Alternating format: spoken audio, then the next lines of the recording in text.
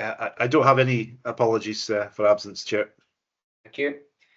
Any declarations of interest? Any declarations of interest or transparency statements? Yes, Chair. I have received one in advance from Councillor Miller. He's made a transparency statement in respect of items 9, 10 and 12, as he has family members working for the council. However, having applied the objective test, he does not consider that he has an interest to declare. Okay, thank you very much for that. Item 3, recess powers. The committee is asked to note that the recess powers granted by the council at its meeting on 27th June 2024 did not require to be exercised in relation to the business of the Highland, Skye and Raasay Committee. Okay, members, before we go on to the rest of the agenda, can I ask for your approval to change the running order? And given that we're opening the Highland and Storr today, I want to bring forward item 12 and take it after item 6. Agreed. Are we agreed, members? Okay. Agreed. And we've also got an additional item at the end, at item 13, with regard toward the discretionary funds. So again, with your approval, we'll take that then. Agreed. Thank you. In terms of minutes, they're circulated for information only, and they were agreed at council. We're happy to note that. We did. Okay, moving on to our first substantive item. I'm delighted to welcome Louise Bussell and Sarah Compton-Bishop from NHS Highland, who are here to discuss the recommendations in the independent external review of Skye and Raasay and South West Ross out of hours service relating to the Sir Lewis Ritchie report of 2018. And we know there's been a lot of social media comment around about this, and I know that Sarah and Louise have been back and forth to Skye, and we also believe that Sir Lewis Ritchie is coming to Skye this week. So I'm just going to hand straight over to Sarah and Louise for an update of where we are, and then we'll take questions from members. Thank you, Councillor Finlayson, and thank you for allowing us to join today. It is a pleasure to be here. So I have met a number of you, but for those of you who don't know me, as introduced, I'm Sarah Compton-Bishop, Chair of NHS Highland, and I've been in post since April last year. Before that, I was a non-executive for a number of years, and I do have a background in community-led development and the third sector in rural and island areas. So this is of great interest to me, not only professionally, but relating to my background as well. And I live on the Isle of Jura. So this is a really good opportunity today to update you. And as you said, I'm joined by Louise, who is our nurse director. And we can talk about that progress against the Sir Lewis Ritchie report, recommendations for Skye and Raasay and South West Ross. Can't get my words out this morning. So although this work began long before I came into the chair, it has been a key area of focus for me since I came into post, and indeed my colleagues as well. And as you know, delivering against the recommendations has at times been incredibly challenging, of course, due to the global pandemic, but also the complex factors and obstacles we are all too familiar with in our rural and island communities. But we have made progress thanks to the significant work of our dedicated staff, but also I think I'd like to take the opportunity right now to say that that is thanks as well to the continued input from our local communities and community representatives such as yourselves, our elected members. So we are going to update you today on progress, as you said, and I suppose what's coming up in the very near future. And it may be of interest to the committee to know that we are also taking this to we've got a board development session with the whole NHS Highland board tomorrow. So we're taking this update through there as well. And of course, we do continue to work with the Sir Lewis Ritchie steering group, as well as the ongoing community engagement that takes place around that. And as you said, Sir Lewis is really well connected to our current position, and he continues to provide support and counsel, which is greatly appreciated. And just before I hand over to Louise, we're obviously updating you on where we are today and what's coming up imminently, but we would be delighted to return at a future date to this committee to be able to provide updates on the longer term plans for the area, because of course the report in 2018 takes us to a point, but it is important that we do some future planning as well. So we'd love to be able to talk about that in the future at some point too. So hopefully that has set the scene a little bit and given you a feel for the level of focus and commitment. I am going to hand over now to Louise, and she's going to give you the detail that you're all keen to hear. So I'll hand over to Louise now. Thank you. Thank you very much, Sarah, and good morning to everybody. I think I've met most, though not all of you. So as Sarah said, I'm Louise Bissell, I'm Board Director for NHS Highland, and I've been involved with the Sir Lewis Ritchie work for some time, as I was Chief Officer prior to being Nurse Director as well. So I'm going to share some slides and then give an opportunity to discuss through what I presented. I'm at that point where I need to ask you if it's actually showing as a presentation. Yeah, it is. We're also seeing a bit of a side panel, but I think we can see that's presentation. I think that's okay. Yeah, I think I'm presuming that you've got the screen with the, hold on, let me just see if it'll do the other way around. Has that stopped sharing now? Yep, stopped. Okay, let me just start that again and see if it'll share the right screen. If it doesn't, I'll just go with what it showed. Okay, is that any better, or is it the same as it was a moment ago? no, that's fine. You've still got a side panel, but it's much clearer. Okay, perfect. So if I move on, then this is just very quickly to give you a background of what I'm going to talk about today. So obviously you will know that the recommendations were 2018. There were 15 recommendations, but there were 43 plus actions. And when I say plus, that's because if you count them all, there's more than 43, but some were repeats. So there's 43 defined actions, multi-agency, and a focus on co-production. So that was the initial plan. Obviously, a lot's happened since then. I wasn't in post in 2018, and obviously the pandemic happened in 2020. There's been a huge amount of change in terms of who's been involved, how we've looked at trying to take forward the recommendations. And certainly between 2018 and 2024, there's been successful implementation of a majority of the multi-agency recommendations, of which I'll touch on later on. The outstanding ones we are trying to achieve within 2024. And then what we also want to do in the blue box is look at 2024 and beyond, as Sarah's referenced. We really need to think about the future beyond the recommendations, because ultimately things do change and things do move on. So we've got to make sure that we know what we need to do now, but we also plan for the future. Okay, so these are the ones that we think are completed, albeit they all still need work and development. So the collaboration with Scottish Ambulance Service, all of the actions that were under that heading, such as review of the number of paramedics, review of the response car, review of on-call versus on-site. Scottish Ambulance Service have done all of that. They've put increased capacity onto Skye. They've also put 24/7 allocation at Portree and Broadford rather than on call. So that work has been completed. Collaboration with NHS 24. What I would say is that action's probably concluded rather than completed, because the recommendations as they stood, NHS 24 have made the decision that they won't be basing people on Skye, and that their model of clinical input has changed and wouldn't support that. So that's concluded in my view, rather than necessarily completed as it was asked. The first responder scheme, again, that's one that although the original action is completed, clearly we need to continue with that and develop and make sure that we've got adequate first responders where we need them and using them in the most effective way. Again, same with workforce capacity. We're never going to stop looking at capacity and capability. We're reviewing our establishments and our ways of working all of the time.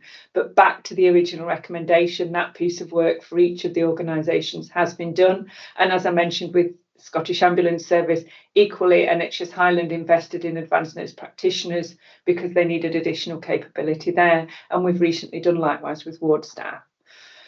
Housing solutions, again, the recommendation was to explore innovative and unusual housing solutions and new approaches with colleagues. Again, we've done that in terms of working with the Highland Council and with the Housing Association and with the local community. Again, it's one that will continue, and ongoing work is required to make sure that we're where we need to be. Equally, road issues. The Highland Council have invested a lot in roads in recent times. It's never going to end. It's always going to be there as an issue. But the original recommendation asked for collaboration in terms of us telling the Highland Council when there are road issues, and that is always an ongoing thing. All of the evacuation plans were reviewed as requested by the report, and again, talking to colleagues in Scottish Ambulance, etc., that will be a continual process of reviewing the evacuation plans, and certainly some of those are much more robust. I know, for example, for Raasay. Louise, sorry, can you move? We can't see. We're still stuck on the first slide. I'm just sorry. Yeah, we're still on the first slide. Yeah.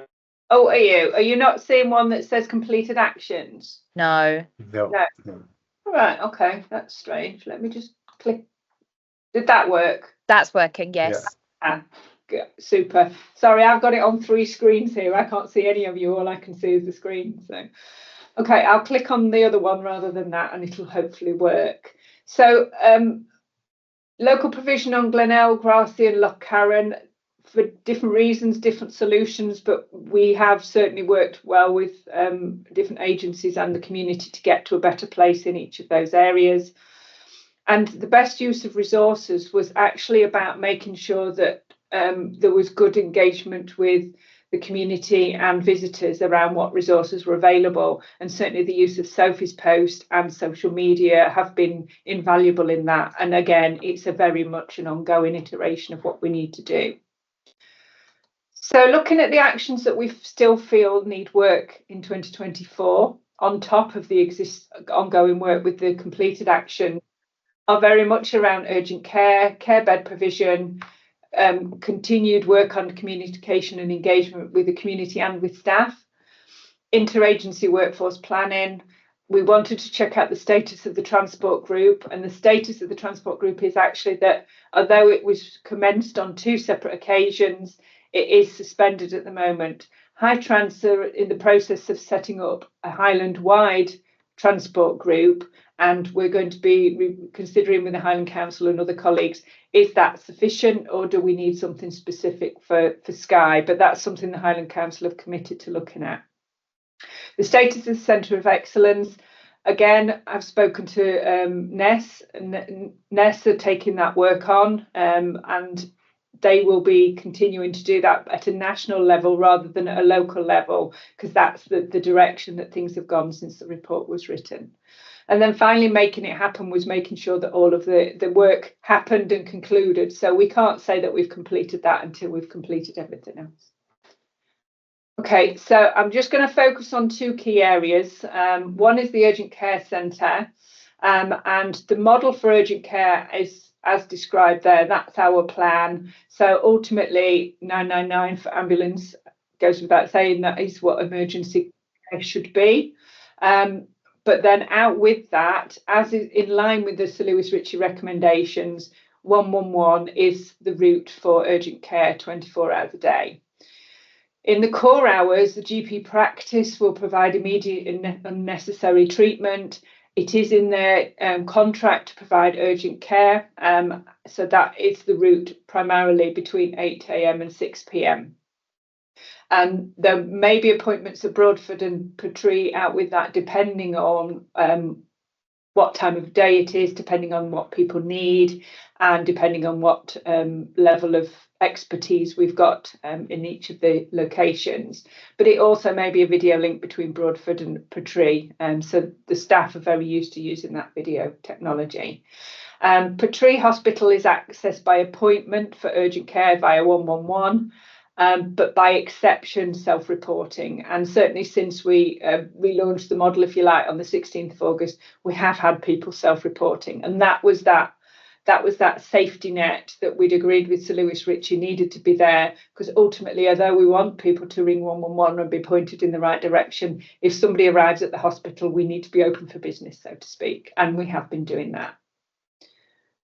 Okay, so just to give a quick reason why we are having a slightly different way of working in terms of different levels of support. So certainly our peak times are Saturday and Sunday. So between 8 AM and midnight, we will have advanced practitioners at Portree Hospital. And then Fridays are a slightly hotter topic too. So Friday evenings from 6 p.m. till midnight, there'll be advanced practitioners. So that makes sure that on those peak times of most need, there will be people that are have the best expertise within the room, if you like. So that's just to give you that flavour that between midnight and 8 o'clock, we still want people to ring 111, but if somebody does arrive at the hospital, the staff are prepared, they're able to respond to that need, whether that's an emergency need while they wait for an ambulance, or whether that's an urgent care need that can be either provided by a video link, or they can be pointed in the right direction if the experts in the room aren't there. And this is just, I'm assuming the slides are going forward now, so I will carry on unless anybody tells me otherwise.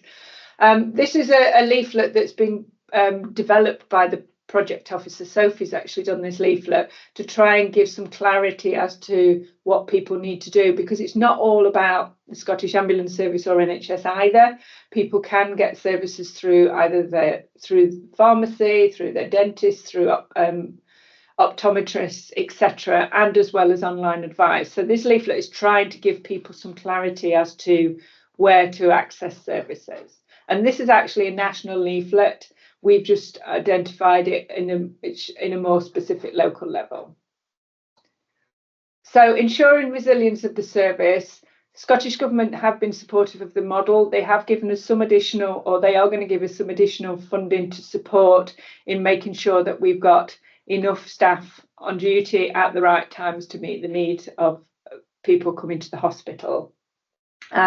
We're continuing to train and develop AMPs and ward staff. And again, that's where I talked in the briefing out to the community, is very much about how we get people really, really skilled at what they're doing. And we are continually doing that. We've got advanced practitioners on training. We've done additional training with ward staff, and we'll continue to do that.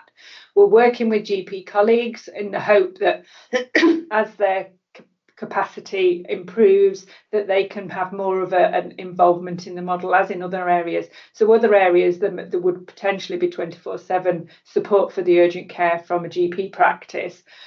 At the moment, we haven't got that, but we're hoping to build that into the model perhaps in the future.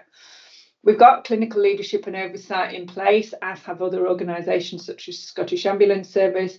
We're continuing to coordinate with the various different organisations, and we've got a commitment to 24/7 urgent care, albeit that model as described earlier, it's not a person sitting in a room waiting for people to come to them. We also have times when there won't be somebody there because they're out on home visits.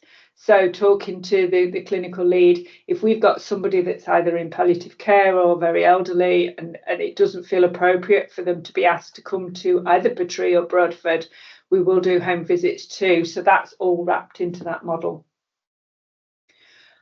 And then I just wanted to put one slide up to share where we are with care beds and provision. There was a review of care beds and capacity in 2019, which went into that original options appraisal that wasn't concluded. We've had a public health have done a needs assessment in 2023, and we've now got a district planning group which is taking forward that future work as to what we need. But in the meantime, we've got a commitment to Portree Hospital. There's no intention of closing Portree Hospital anytime in the near future. If in the future we end up with a different model and it's supported by all concerned, then that might be a different matter. But certainly at the moment, our commitment is to where we are with the hospital. Okay, I've got a slide saying any questions, but I'm going to take the slides down if that's okay, so I can see you all.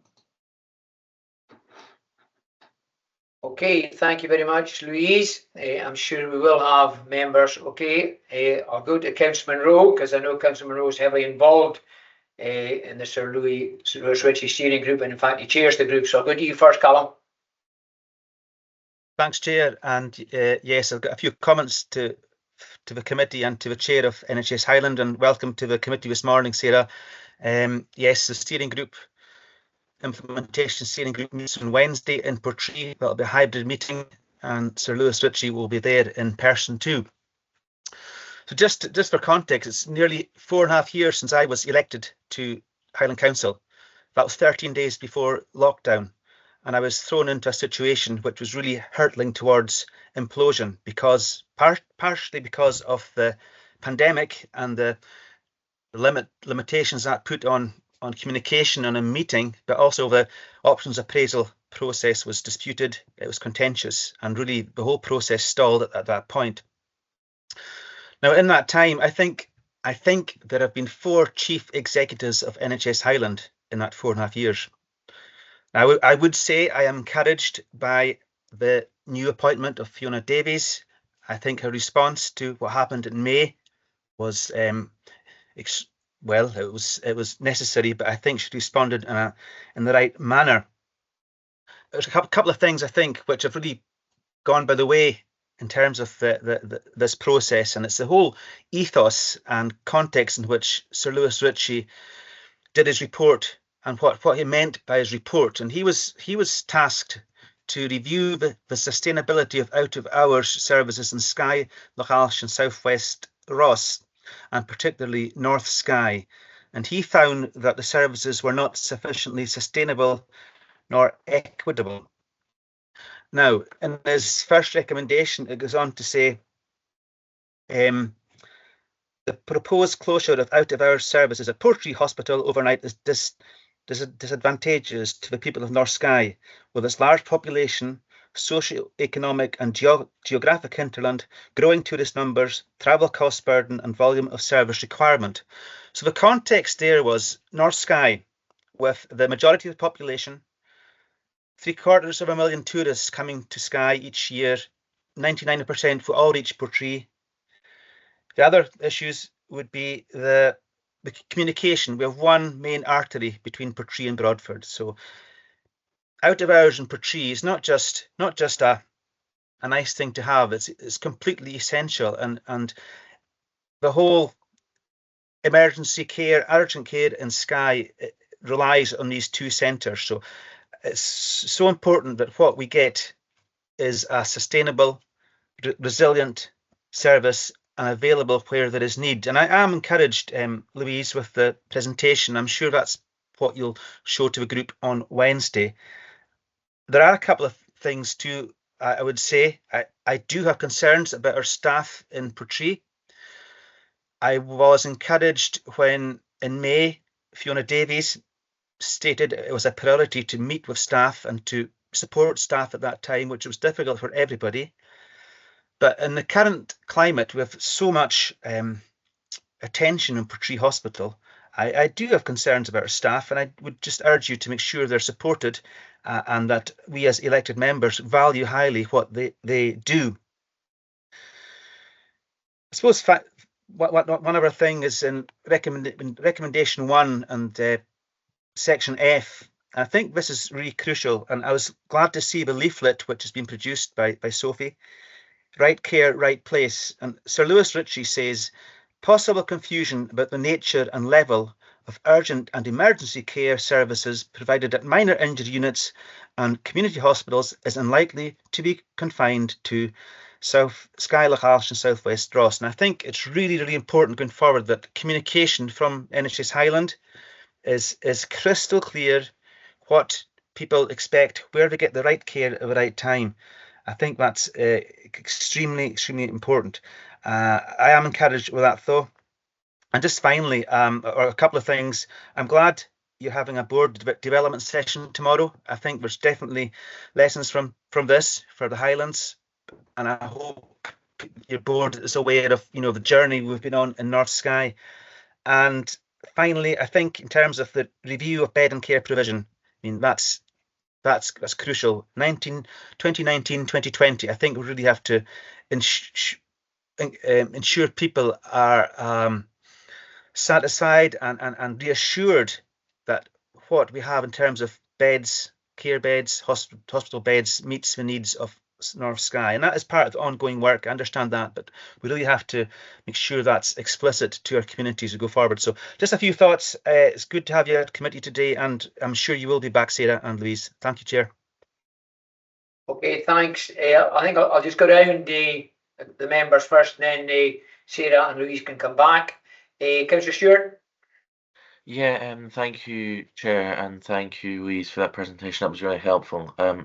One of the things I'm hearing quite a lot from in the community is this sort of anxiety about the 111 provision and how, you know, there's delays in that sort of service and it's not stepping up to where it needs to be. And I think this feeds into the community's reluctance to accept a service that doesn't have that walk-in, that self-presentation element. So I'm just wondering if you could perhaps provide an update about how that service is going and what plans you might have and what plans you might have to work with the 111 service to make sure that it is indeed fit for purpose and delivering for the healthcare needs of the people of Skye.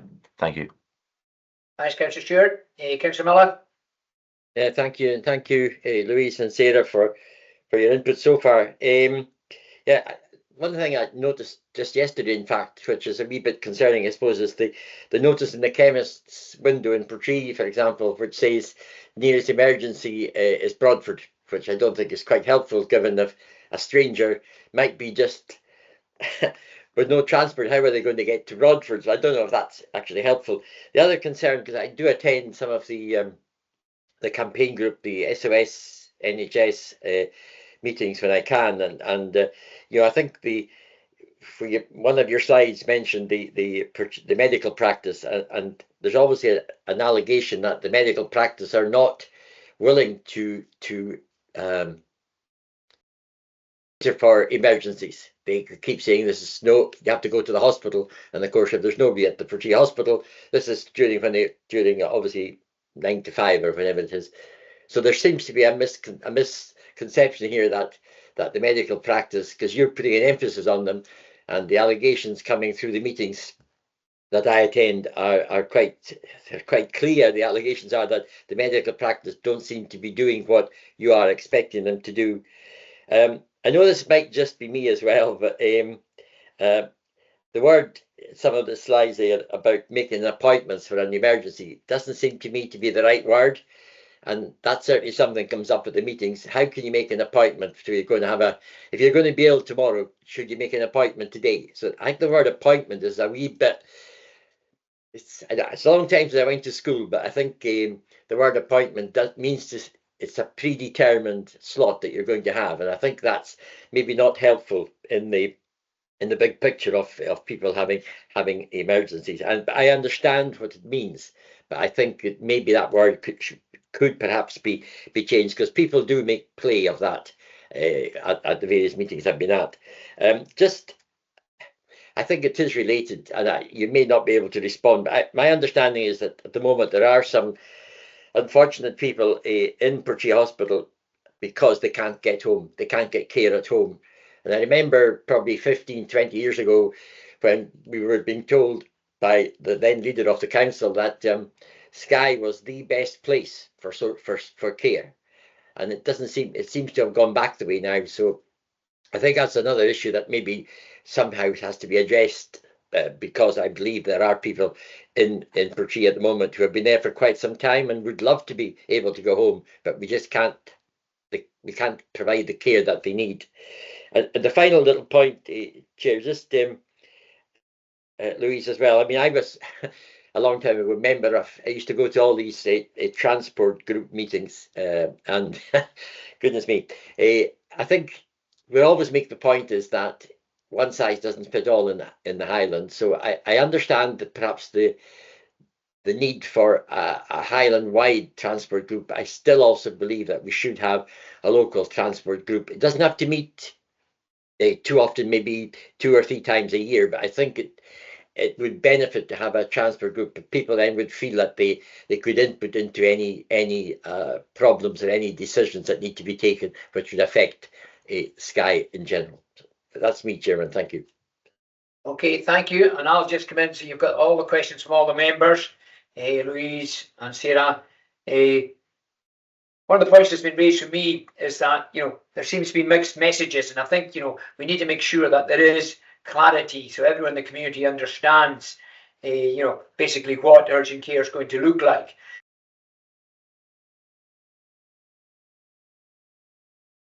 Oh, you've gone on mute, Councillor Finlayson. Okay, apologies for that.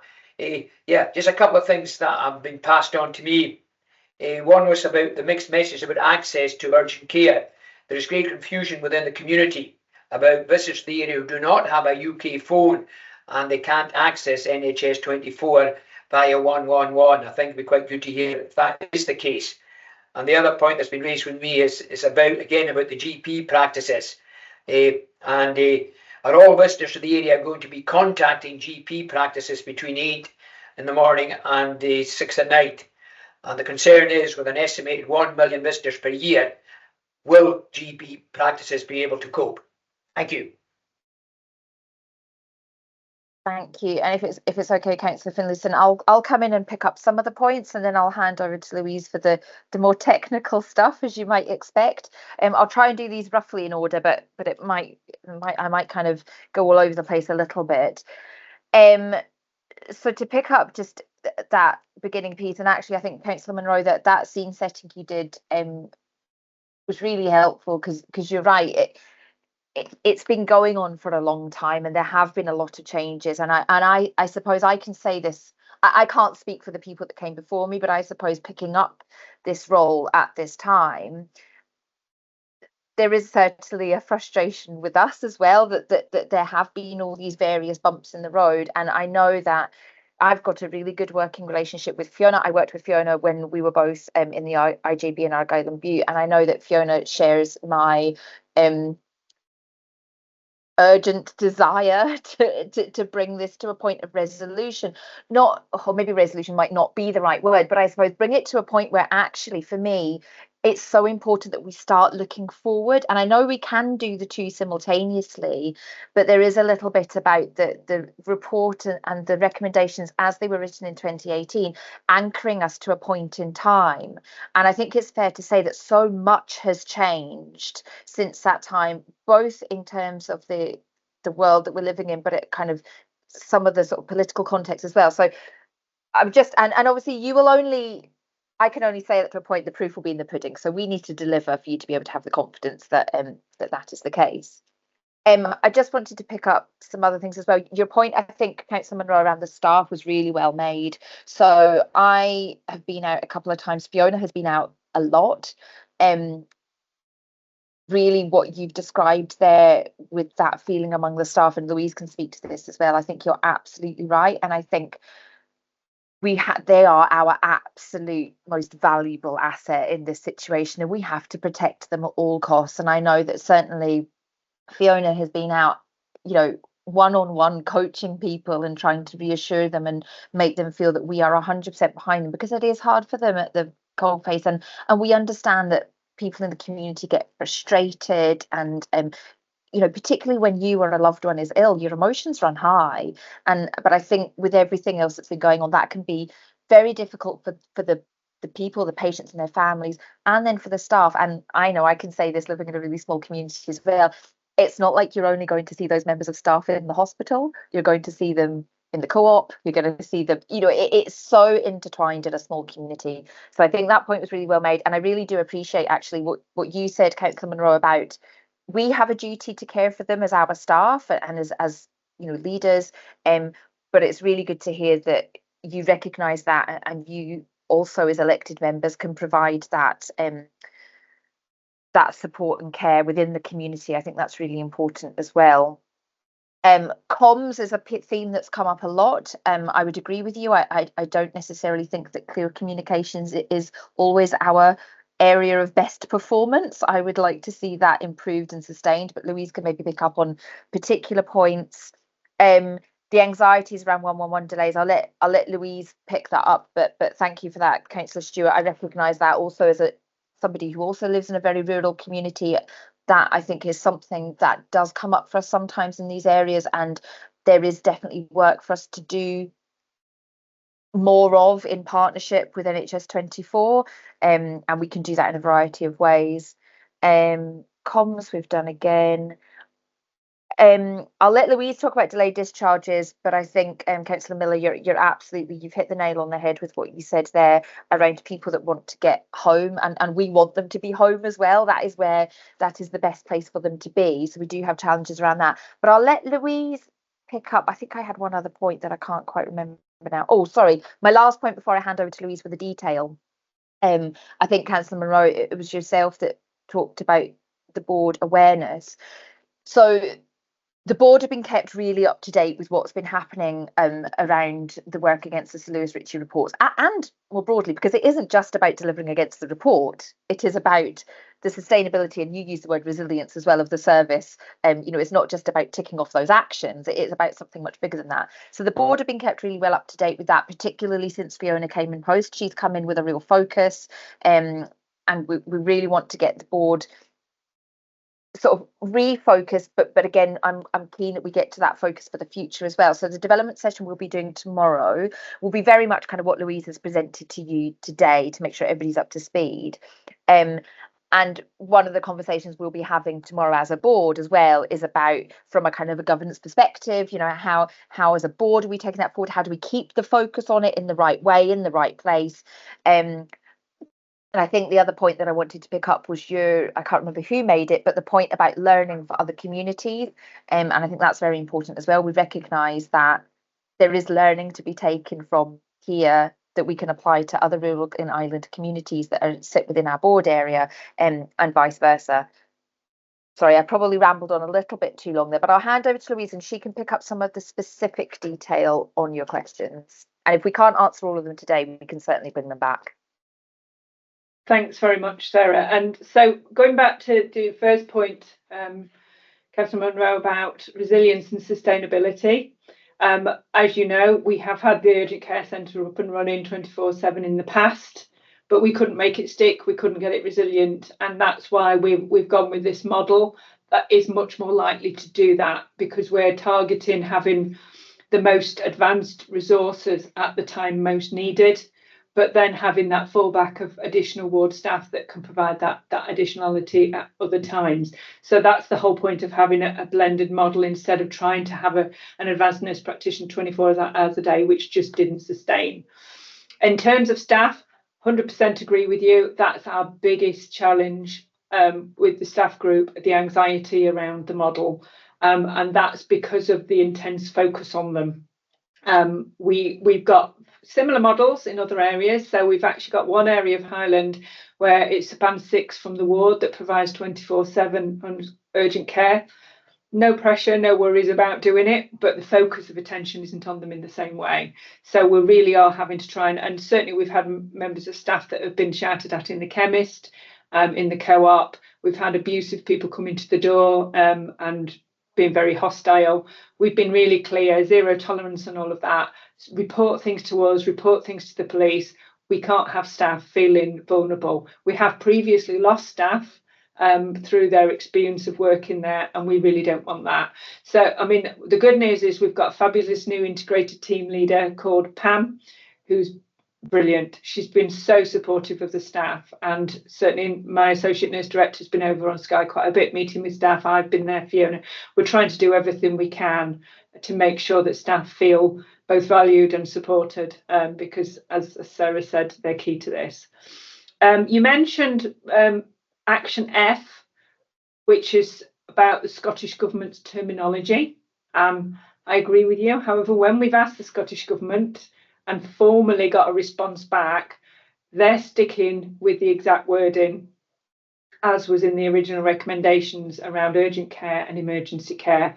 They've confirmed that the language being used is the language we want to continue with, which isn't always helpful, because as Councillor Miller mentioned around emergency care, we don't talk about making an appointment for emergency care. We talk about making an appointment for urgent care. And the community don't always necessarily get the difference. Emergency, 999, you need somebody straight away. Urgent care is when you can't wait until your GP is open. That's the sort of definition of urgent care. So there is a rationale for making an appointment, because you've cut your finger, or you've fallen over and got a wound that needs sorting out. That type of urgent care is not where you're having a heart attack. We would never ask somebody to make an appointment for having a heart attack. But the language of urgent care, I agree, I don't think is helpful, because urgent to me is urgent when actually it's not emergency. And certainly in terms of 111 not stepping up, I had a meeting with some senior folk from 111 last week They are coming to the steering group next week on Wednesday, and what they are saying is it is right that if you ring 111 from an international mobile, it doesn't always connect. It can do, depending on the data roaming or whatever package, but it doesn't always. And I've asked them about that. They've said that that's the contract they've got running with NHS England for 111 that concludes in 2025. So I did ask the question, is there a likelihood that that's going to change? The message from them at that point was no, but I do think that's something that I'm going to be either myself, Sarah, or Fiona will be having that engagement with NHS 2024 around, and actually talking to Sir Lewis Ritchie, because this is his recommendation around us using 111, and if 111 isn't working for us sufficiently, we need to have that conversation with Scottish Government and with NHS 24. So I totally agree with you on that one. Posters on the chemist window, they are actually accurate in that the nearest emergency is Broadford. However, I do wonder if using that poster that I showed earlier might be more helpful, because it is showing people that the nearest emergency is Scottish Ambulance Service of Broadford.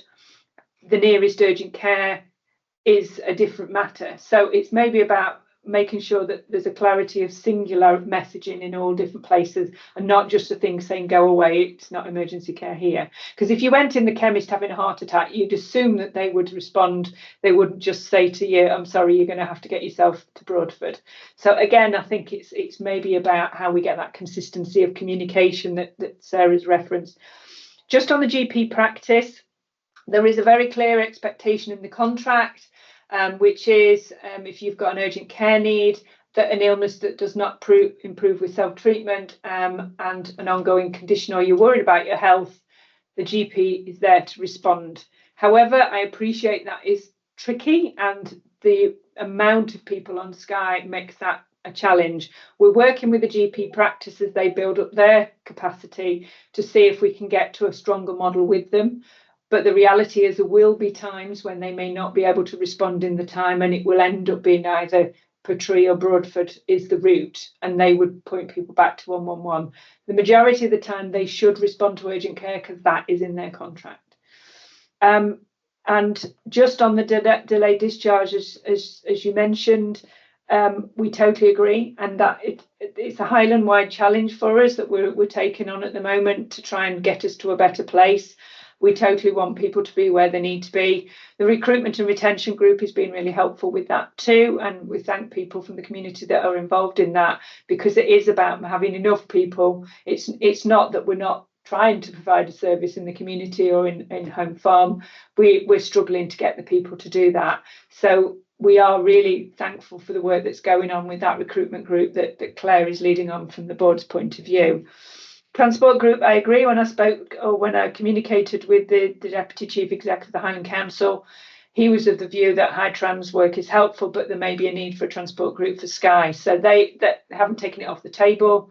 It was originally the Stagecoach Chief Exec that was chairing that group when it last folded. So again, we just need to communicate an agreement about who should take that forward. I think that's probably everything, unless I've missed anything. Apologies if I have. Okay, Councillor Stewart.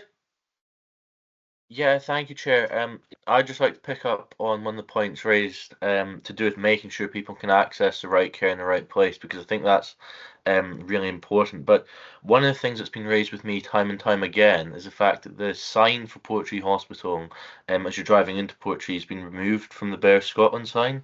Now, I'm just wondering, do we have a timeline for getting that restored? Because, it's one of these things that people won't know to go there if they don't. Like, I know where it is. People that live in Portree know where it is. But if you're a visitor to there, you've got no idea. Now, I appreciate budgets are tight and whatever, but I've had a look. I'm happy to order a vinyl sticker and put it back up if that's going to make things go any quicker, because it's not a lot of money, but I think it would go a long way to restore not just confidence that the service is there, but that sort of trust with the community that it is open and people can present there if needed. Yeah, totally agree, and that is on our on our action log for the task and finish group that I'm chairing at the moment, Councillor Stewart, and our estates department is engaging with the folk that have to put it up, because we can't do it, but we have agreed what signage we need, and they're supposed to be doing that. So I must say it may take a little bit of time, because we still haven't managed to get the National Treatment Centre one up here, and that's been some time. So we are reliant on others on that front, but rest assured, it definitely is on my agenda. We're also looking at the physical signage on the hospital itself across all of our sites, because we want to get a level of consistency of what we're saying on the different sites, because if you go to any hospital in Highland, there's a degree of mishmash around what signage and where you go. We've got a signage strategy for Regmore that I think is improving things there. We need the same for all of our other hospitals. So totally agree. We're working on it. Keep me on the peg with that one. Councillor Miller. Yeah, thank you. Sorry to come back. Just a couple of quick points here. You're having a meeting with the various groups over the next few days or weeks. I mean, I think I try to stay off Facebook as much as I can, unless I'm just posting something good about myself. But I really am friends send me stuff privately of things that are on there. And I just wonder if, when you are meeting, are you able to respond to these questions that are floating around? Questions that you may have explained in the past, and maybe people are looking for just for clarity on them. But just as well, something you said, and I know you're going to get that if you meet with the campaign group, or you meet even at the Sir Lewis Ritchie on Wednesday, which I don't think I'm going to manage because I'm travelling to a family matter. But just what you said there, Louise, that if somebody was in the Perchee, in the chemist example, having a heart attack, they'd be told to go to Broadford. That's quite alarming, to be honest, because the people who are quite actively trying to enhance the services at Perchee would say, why would you tell them to go to Broadford? Get them to Perchee, it's only 2 minutes away. So that's the sort of scrutiny that's going around these days. I do worry, and I do worry about the staff, but I would have to say that some of the ex-staff have been very helpful at some of the SOS meetings by explaining things calmly and explaining the situation, and also saying that, yes, it's not the same as it used to be, but then the world is not the same as it used to be. It has changed, and I think that you're probably, we all some gratitude to some of the ex-staff who are quite rational about trying to explain things. And I class myself as just an ordinary person who doesn't really understand how NHS works, but I'm not as vocal as others. So I think it's very helpful to have some ex-members of staff who are quite rational and helping a lot to try and keep things calm. Thank you, Chairman. Okay, well, thank you very much. I think that's been a really useful conversation. And as I say, Sir Lewis Ritchie is on Skye this week. And I'm sure Louise and Sarah recognise that there are concerns in the community, and people in the community are concerned because they want to see that we've got the best possible healthcare in all parts of the island that we can possibly have. And in terms of recruitment, I think the point that was made about some members of staff having people approach them with disrespectful comments, I think is really, really unacceptable. And, if we're trying to recruit staff to the island of Skye, we need to make sure that people realise it is a welcoming place to come and work. And I suppose the other issue that maybe you haven't touched on, and we don't need to, but I think it's worth noting, is recruitment and the whole issue around about housing. I think, could I please encourage NHS Highland to start speaking to the council and to Loch and Skye Housing Association about the concerns they've got and their needs for housing, because I know both of these public services are keen to engage with NHS Highland and provide housing when they're building a new housing, affordable housing in the area. So just to say, Louise, if we need housing, Bacharsh and Skye and the Highland Council will have that conversation, and it's possible that we can do things and work with you around about that. And my last comment is NHS 111. That's the big, I think for me, that's the big concern, because people are reporting it takes 2 hours sometimes to get a response. Is there any way we can accelerate that? Surely, even if it is a central place where the calls are taken, can there be some kind of flag that this is the north end of Skye, when maybe some of the options aren't as obvious as they are maybe in the central belt? So, last word to yourself, Louise. Thanks. And then just briefly, got the questions from SOS NHS. Yes, absolutely, we will respond to those. An emergency in the chemist, I wasn't saying that the chemist would send them to Broadford. What I'm saying is they probably need treatment in Broadford, because if you're having a heart attack, the enhanced level of care that you need isn't necessarily sitting there in Portree Hospital, albeit if somebody arrived there, we would respond to it. So I think what we're saying is that again, it goes to that right place, right treatment. Ideally, somebody needs to be in an ambulance on the way to Broadford. They don't need to be in Portree, but if they turn up in Portree, the staff will appropriately respond and they will seek help from Broadford. Ex-staff, totally agree, won't go any further, but to say they've been involved and very active, and thank you for that. We are very active in our conversations with the council and with the Housing Association, and certainly I've linked in with the new Chief Exec of the Housing Association, and I know our integrated team leader's got a meeting with them soon as well. So that conversation is there. We do already lease a number of houses from the Housing Association for our staff, both in Broadford and Portree, and we are actively giving our needs and intent going forward. And thank you everybody for your time. You're on mute, Chair. Okay, thank you both very much. I'm sure we'll have you back at the area committee, and I'm sure you'll enjoy your time in Skye later on this week. Thank you. Thank you. Thanks. Okay, members, we're moving on now to item 6, Scottish Fire and Rescue Service Local Committee for Performance Report. And we've got Stuart and Mike with us, so I don't know who's going to lead on this. Chair, I'll lead initially here because obviously Stuart's new to the fold. So I'd like to introduce Stuart as a new station commander for the Skye and Raasay area. Stuart has a wealth of experience in the Inverness and brings a new approach to the area, which hopefully will support and develop the improvements that we're looking for. So I'll hand over to Stuart, if that's okay, for the report, and I'll support him in anything that needs covered. Thank you very much, Chair.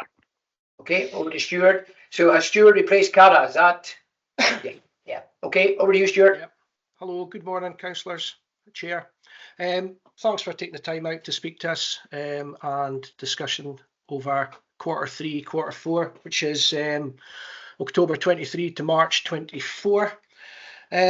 Overall, I like the report that obviously you've received I feel is very positive. I'll cover the areas that the key performance indicators and discuss anything that you need clarifying on. So the first part, there was 4 accidental dwelling fires, which is slightly below the 3-year average. They were all or no intervention from the fire service, and the fires were. There was no fatalities and also no casualties with these type of incidents. All of these accidental dwelling fires were offered post-incident support in the form of home fire safety visits and signposted for any referrals where need be. The next item we are on to, there was 3 deliberate fires. None of them were other primary fires, and the 3 deliberate secondary fires, referrals were made to other agencies for those that work in the community. There was no non-domestic building fires, which is, sorry, correction, there was 2 non-domestic building fires, which is above the average. We also attended 3 road traffic collisions, which is below the average. There was no RTC fatalities. However, there was 1 RTC-related injury. The individual went to hospital with serious injuries. Our PP&P team, they are working with other partnership agencies across the Highland with the Highland Road Safety Group. There's an older driver virtual reality scheme and road safety scheme for new drivers. We also attended 15 UFAS incidents. This is showing a vast decrease. From July 2023, we've stopped attending AFA callouts at commercial businesses and workplace premises, such as factories, shops, offices, leisure facilities, unless a fire has been confirmed. Our ops control room ask anyone who reports a fire alarm to check whether there's an actual fire or signs of fire before sending the nearest appliance. This does not apply to sleeping risks, hospitals or care homes, hotels or domestic dwellings who will receive the full PDA. This is a change following the public consultation back in 2021. Moving on from that, our community safety advocates and station personnel have undertaken 51 home fire safety visits, and the majority of those are targeting the most at risk within our community. Regards to station availability, what we've got here is, at the moment, the service is ongoing with reviewing contracts and a possibility that that should take hold in the new year. The committee area station availability is increasingly challenging, and there's a lot of good work going on behind the scenes to try and improve recruitment and how we respond to operational incidents. There's a lot of challenges with the recruitment and retention, but we're looking to progress more local-based approach to supporting our candidates. It is a national issue, but we're working hard within the local area to try and improve this. Other than that, there is no other information of note, and that concludes my report at this point to the committee. Okay, thanks very much, Stuart. Okay, members, have we any questions? Drew? Thanks, Chair. Morning, gentlemen. I've just got a couple of comments and maybe a question. Yeah, what are secondary fires? That's the first simple question from me. I actually am surprised that given the quality of driving around Skye in the last certainly 6 months, that you've only been called to 3 road traffic collisions, because in my short time driving, I have never seen so many near misses and accidents as I have this year. And speaking to a lot of professional drivers who come to Skye, it's quite astonishing that you're actually got lower than the normal 3-year average. Anyway, I just wondered, how are you coping in your involvement with applications for short-term lighting? I wonder, is that putting you under quite a bit of pressure? And the other thing is, I'd like to raise that, I'm sorry, Mike, if I've maybe mentioned this before, but a genuine concern throughout the Highlands, and it is a concern in the future here on Skye, is the installation of the battery storage systems. Because we've raised it at the North Pack Committee in Inverness, which I chair, but with these applications coming forward, there are concerns. I have concerns for Skye, but there's concerns throughout the Highlands, really. But let's concentrate on Skye today. If these battery storage systems are going to be put in place, which I no doubt they will be, allow you that you would be able to cope. Because if you look at the figures available in your station mobilizing availability, some of them are not particularly high, and of course you're obviously relying on retained crews. So how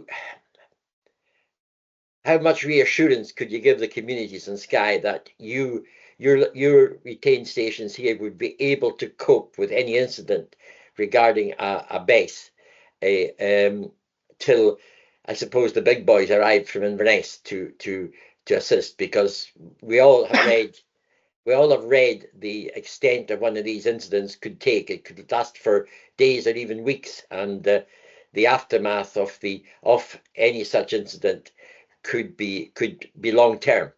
So we're waiting for advice from the chief planner in Scotland. We're waiting for advice to come from Scottish Fire and Rescue Service nationally, but our concern as residents and decision makers in the Highlands is how will our small retained crews be able to cope with such incidents? Thank you.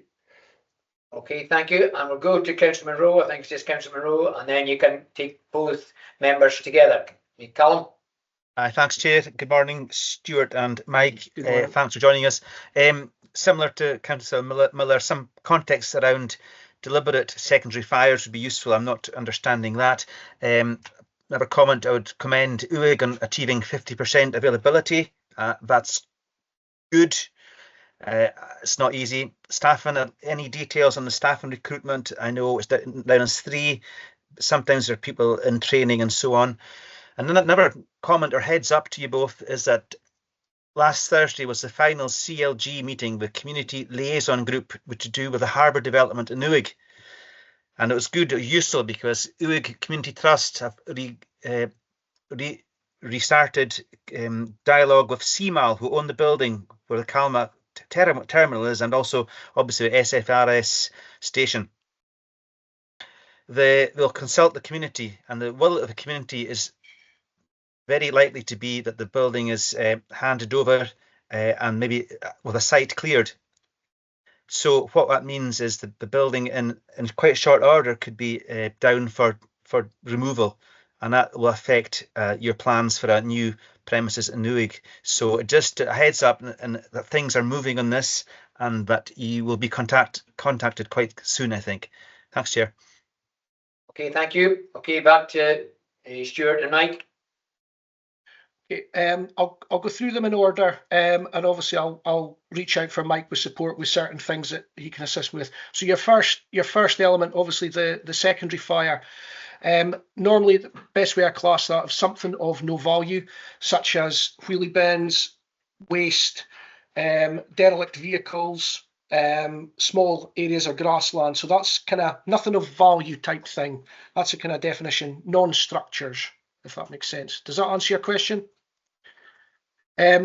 Just to add on to the secondary fires, obviously that they are quite easily dealt with, but what we've got in place as well is intelligence reports that go to other agencies, so that one of the main things I've been involved with, certainly since I started role in Skye and in Inverness, is the antisocial behaviour. So that kind of comes under that umbrella. So we work closely with, for example, Police Scotland to make sure there's not trends occurring, and especially in that area, they may put more of a presence if there's these kind of incidents that are reported.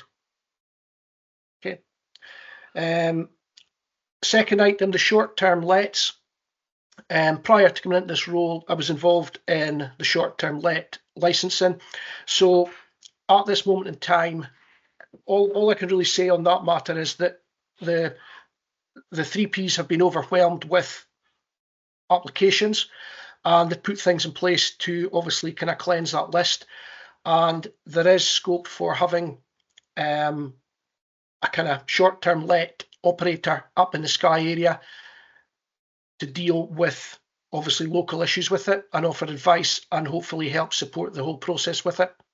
But again, if you need further advice on that one, I can go back to the P&P team to get further advice on it. But I know they're working closely at the moment to get an operator in the Skye area. Moving on to the last one, the BESS. So I know when I previously did my introduction with you, you had lots of concerns around this. I'll touch on what I know about it, and then I'll hand you over to Mike, who's obviously in a better position to give you more information on it. So basically, with the BESS, I can say that in the north area, there is now a working group to try and get a bit more understanding, more kind of project work around this. So that has been up and running for about a month now. So we have got the right contacts and the right people to contact to get advice and see how they're progressing with this. I know that it's still in the infancy at the moment, but bits of information that I can provide with you regarding, and we've touched on it before, with any best sites that are identified, local authority, contractors, suppliers, planning, fire service will be contacted, there'll be fire safety legislation, and certainly the kind of end user items will probably be in the form of operational intelligence, incident response plans. But that's kind of my opinion on what I know of it at this point. There's things that will be taken into consideration. I know you've got a concern about response from the Skye area, but from the preparedness, obviously we've got risk assessment, pre-planning, pre-incident planning, training, education. They'll look at fire suppression strategies. They'll look at the emergency response protocols, post-incident procedures, and ensuring regulation and compliance. And these are things like best practice, and that's from the Fire Prevention Association. Regulations, for example, like a meter in between each battery and such like. So these things must comply before even these things will occur. But there's, like I say, there's lots of information out there that the service is in the process of developing how to deal with this. Does that assist with your query, or I'll pass you on to Mike with this? If I was just able to come in, Drew, with just a little bit more for you there.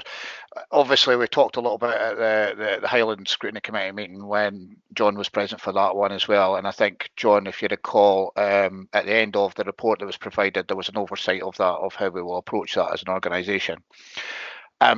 I understand the concerns, Councillor Miller. I do. I think it tends to be when we have a new renewable product, or when we see something that's coming along that's new to society, we tend to see the worst of it. If you think about the wind turbines, we were seeing vanes flying off them, going on fire, issues around that. And, you know, we've not had anything like that happen on Skye, and I'll touch wood because I'm sitting on call today. But, you know, the element of the concern around the BESS is not solely commercial. There's a domestic element around that now with the new green energies within domestic premises.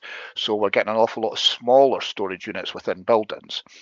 And there's no doubt that as an organisation and nationally, the talk around lithium-ion batteries and how we manage the thermal runaway, how we manage the fluorides runoffs, etc., are all part of our strategy that we will do. So the best assurance I can give you is that this is not a local conversation. This is not a Scottish conversation. This is a national conversation. It's the National Fire Council of Chiefs.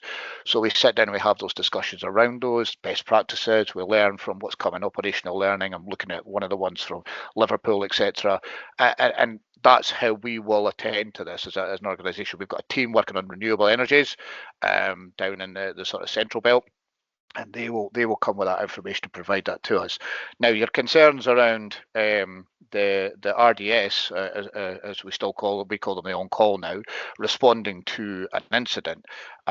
I absolutely concur that there is issues around recruitment, etc. But as I've pointed out to you, we've never ever failed to attend an incident that needs a response. We will do that. We won't be looking for Inverness to come and support us. It'll be our boys and girls that will deal with it. They're well trained. They get the same training, the same level of training, the same understanding of risk, the same need, and they'll be supported like officers like myself and Stuart at times. So I'll try and give you the best reassurances I can, and this is probably what we would call an evolving and developing situation. The water that was mentioned, I noticed there was a little bit in the press from yourself and Councillor Rees regarding the use of water and the amount that will be needed. Have no fear. One thing we don't lack in the West Coast is water. So we'll be fine there. If we need to dip into a loch or sea or anything, again, we'll provide those resources to do that. So please have my assurances, and Stuart's given you a very good oversight there of the sort of technical and legislative aspects around that. But we are working very hard to assure communities that they will, as per normal, with everything that comes along, we will do our utmost to protect you where we can and provide that response model. And I hope that gives you a bit of a satisfaction around this. No, I think that's been really helpful. But surprise, surprise, Councillor Miller wants to come back. Okay, Councillor Miller. No, sorry. Thank you, Chairman. No, thank you, Mike. I think I know that it's not a material consideration for a planning committee, but there's a moral duty, and some of us are just concerned about, you know, when you've got excellent fire crews like you have, we have complete faith in them. It's the question, if you read some of the information, I know it's a new thing, and I know there's maybe some over exaggerations, but if you have an incident which might last a week, it's a question that the capability of your hard-pressed guys who are work as well as being fires, they are in employment, and we know the strain they're put under when we have moor fires, for example, heather fires. The poor guys are out working, maybe putting out a fire for maybe 10, 12 hours, and then they have to go to work. So I think that what we're looking for, I think, and you've given us reassurance, and I'm grateful for that. I think what we need is a lead from the Scottish Government and from the fire service as well, nationally, to make sure that before we cover the Highlands and cover Skye with maybe two, well, Skye probably have maybe 2 or 3 of these large battery installments in the future, is that we can, we're not putting undue pressure on your service by allowing these things. We have a moral responsibility when we're making decisions that we don't put our communities in danger and put our fire crews under undue stress because of something that to be honest, we don't know a lot about yet. But I thank you for your reassurance, and I'm sorry, probably the next time we meet I might ask you the same question again, but thank you today you've certainly made it quite clear, so thank you. Okay, Mike, I'll assure you that the question will not be allowed to be asked again if it's at an area committee. Okay, Mike, last word to you. I wonder if I could just come in, Chair. Thank you. And yeah, do you know, I'm absolutely happy to have the conversation. There's never a problem around that. Stuart ourselves will sit down with you any time, Councillor Miller, and have that conversation. This one is actually about the crews. You're spot on. One of the things that we have identified, and 2/3 of our service is on call, is that their desire to do the best they can often leads them into a position where they try to overwork themselves. So mental health and wellbeing and welfare is one of our key priorities, and we will do crew rotation. I had that at the Cannock fire, where I had a crew that I wanted to come back out after only returning back to station 2 or 3 hours prior, and I refused them. I turned them back. I said, you'll go back, you'll get your break period. We're a national service. We've got 350 stations. If they have to come from the borders to support us, that's what we'll do. And for any protracted incident, we have a tried and tested systems in place that will manage and alleviate any pressures on our crews. So you have my assurances there as well. And I think Stuart might want to go on. I mean, I don't know there's more, but I don't know if Stuart wants me to talk about the UIG development rather than himself. Yeah, Mike, if you're quite happy to take the lead on the station builds, that would be brilliant. Thank you. Okay, that's great. So, Chair and Councillor Munro, thank you for that information. That could make things a little bit more pressing than I expected. What I can advise you is that I'm having conversations with some of our strategic managers around Portree and UIG as station developments. We had a couple of our Deputy Assistant Chief Officers visit the island a few months ago. They went away, they agreed with our thoughts and principles. Portree as a community hub is a station we're looking to develop, and there's no secret about that at this moment in time. And very close to that, or closely aligned to that, is what we're looking at with UIG to change that into a station. We're looking at dealing with Scottish Government around some modular builds. These will allow us to expand and change where we need to, similar to your McDonald's model. So that is actually right at the forefront of conversations I'm having just now with some of our strategic managers. I'll probably defer to Stuart and as I get information, and he can get in touch with you.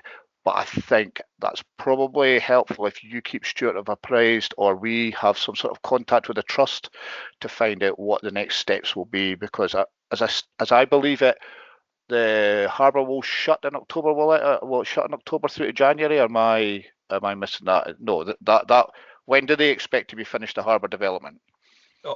Mike, all the closures are complete, and the work will be finished. The terminal building will be complete in end of March next year, but the pier itself will be complete in a month's time. Okay, that's great, Councillor Munro. We'll take note of that, and we'll have that conversation with some of our strategic managers. So thank you very much for your time today on that. Thank you. Okay, thank you very much, Stuart. Thank you very much, Mike, as always. As I say, we'll keep an eye on Councillor Miller and his batteries, but I'm sure that you'll communicate with members about Wigan, about batteries, and we'll look forward to seeing you at the next area committee when you're due to attend. Thank you. Thank you very much, Chair. Cheerio, everybody. Okay, members, as indicated, we're going to take item 12 now, the Storr update report. And I'm delighted that I've got Matt and Amy and Alan, part of the project team, with us today. Today's an important day for the Storr project when we're opening the retail unit, but I think it'll be useful to have that update report before we all go out and celebrate the important opening of Inuit and Storr. So I'm going to go to you. I think it's first, Alan. Thank you, Chair. Good morning, members. Thank you for the opportunity to speak. So, members, purpose of this report is to give you an update on the progress on the various projects that we're taking forward at Lone Man of Storr, or the Storrs that we foreshorten it to be.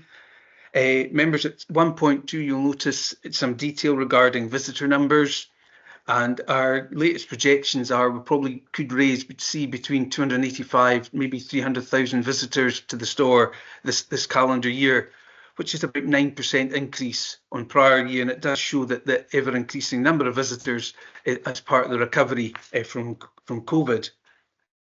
Members, if I may just take you through some of the sections then. So I think what's really important as a start is that what this project started with was a range of stakeholder and community engagement was conducted, and I think that's formed the basis of everything that we've been doing over the last couple of years for this particular project.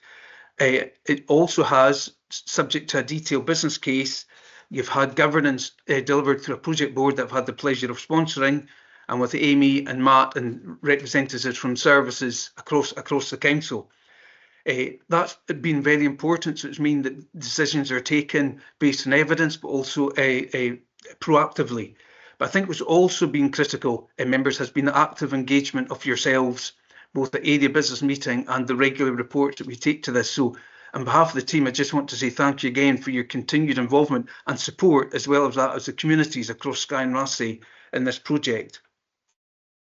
So members, across section 6, we talk about visitor numbers in a bit more detail. And at 6.1 is perhaps an example of where we're not just trying to gather data and information, we're actually trying to develop our own business intelligence to continue to take this project forward. So you can see there at the top on page 40 in your papers where on our own website, we've tried to share some information to potential customers coming as to when the busy part of the day is, both in terms of days and times. So that's just one example of the many things that we're trying to do to help manage the visitor management experience and ultimately deliver sustainable tourism at the Storr. I think what's also helpful is through customer feedback themselves. At 6.2, you'll see that in terms of TripAdvisor, now ranks Old Manor Storr in the top 10% places to visit worldwide, which is an amazing recognition given that that's from visitor feedback themselves. Equally importantly, members, is the opportunity this project has done to provide increased local employment. So 5 posts and the 4 have been filled. The 5th post, we have interviews tomorrow, and we'll see how the recruitment process takes place for that. It's probably an opportunity for me, members. I've met the 4 team on a couple of occasions now, and they're inspirational individuals. They've done a fantastic job since it's opened, and they're a credit not just to the Storr, but to the council overall. Members, perhaps a matter close to my own heart is the charging of electrical vehicle charges. Not that I'm an EV charging driver myself, but on a serious point, members, as this market develops, I think the provision of 2 AC and 2 DC charging points is absolutely helpful. It future-proofs the site as the electric car market evolves. I think I was particularly pleased, though, that they were live as soon as they were provided. You know, sometimes there's a lead-in time from provision to actually go live and actually usable. Will have been usable since day one, and I think that's probably testament to a number of things, including how the project's been managed overall. Same goes for digitisation, the aforementioned our own website for the Storr that we've had, and perhaps take this opportunity of thanking Councillor Callum Monroe and Chair of the Gaelic Committee for his continued support on that, because I think having that high recognition of bilingual is really important, because I appreciate that's particularly important in Skye and Raasay. In terms of the Storr Centre itself, members, and hopefully able to make the official opening this afternoon, it was built by Modular West, who's based in Barra, and I think they've done a fantastic job, and all the feedback we're hearing is only positive, so I'd like to thank them for that. Members, there's a variety of products that's available, as well as having the multi-purpose room that we'll seek to use to help provide weddings, for example, over the coming piece. But getting back to the products, if I may, your products are locally made where possible. And obviously working, you know, we'll also have our own Storr brands. And I think it's that connection with local suppliers that we're looking to continue to build on. So we really support each other in this venture. In that, at the end of 10.3, members of our co-op suppliers are politely reminded to get in touch with us at the Storr via the website to discussing products that we may sell in the centre.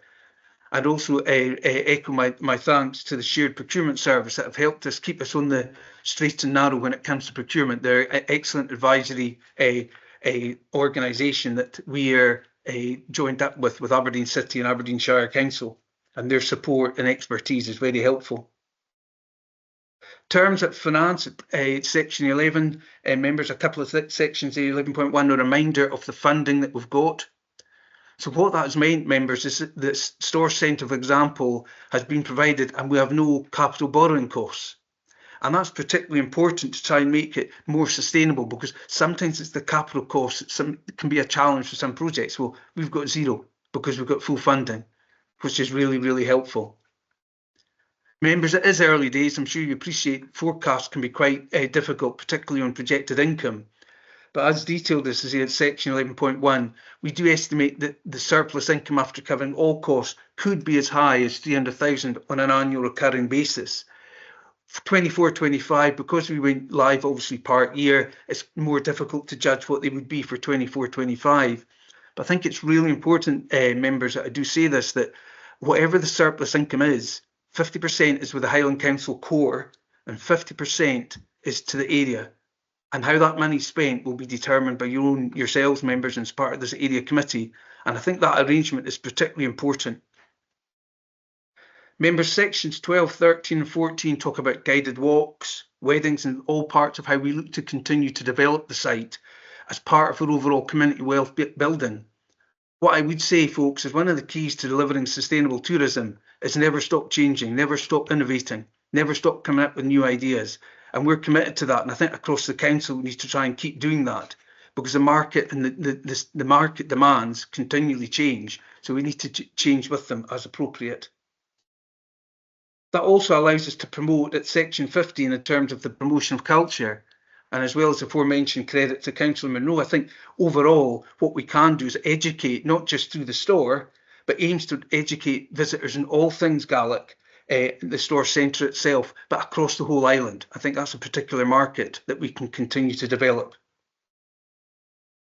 Lastly, but by no means least, members, is a recognition at the Highland Council Staff Recognition Awards, where the project was awarded the Convener's Award. That was extremely well received and a very proud moment, you know, for the project staff to take receipt of that. And certainly on behalf of the team, I'd like to take this opportunity of thanking the convener for that recognition. Members, the recommendations can be found at section 2 of the report, and myself, Amy or Matt are very happy to take any questions. Thank you for your time. Okay, thanks, Alan. I'm going to come in first in this one because, as you know, this is a project that's very dear to my heart. In terms of the numbers, I am surprised that the numbers of July aren't that much more than July last year, but I am expecting that August is going to, you know, show a significant increase, because I think by common consent everyone does think that the place is heaving. at the moment. So it'll be interesting to see what that looks like. Can I also thank the project team? I think it's really important that the work of the project team is recognised, and also thank them for their engagement with local members.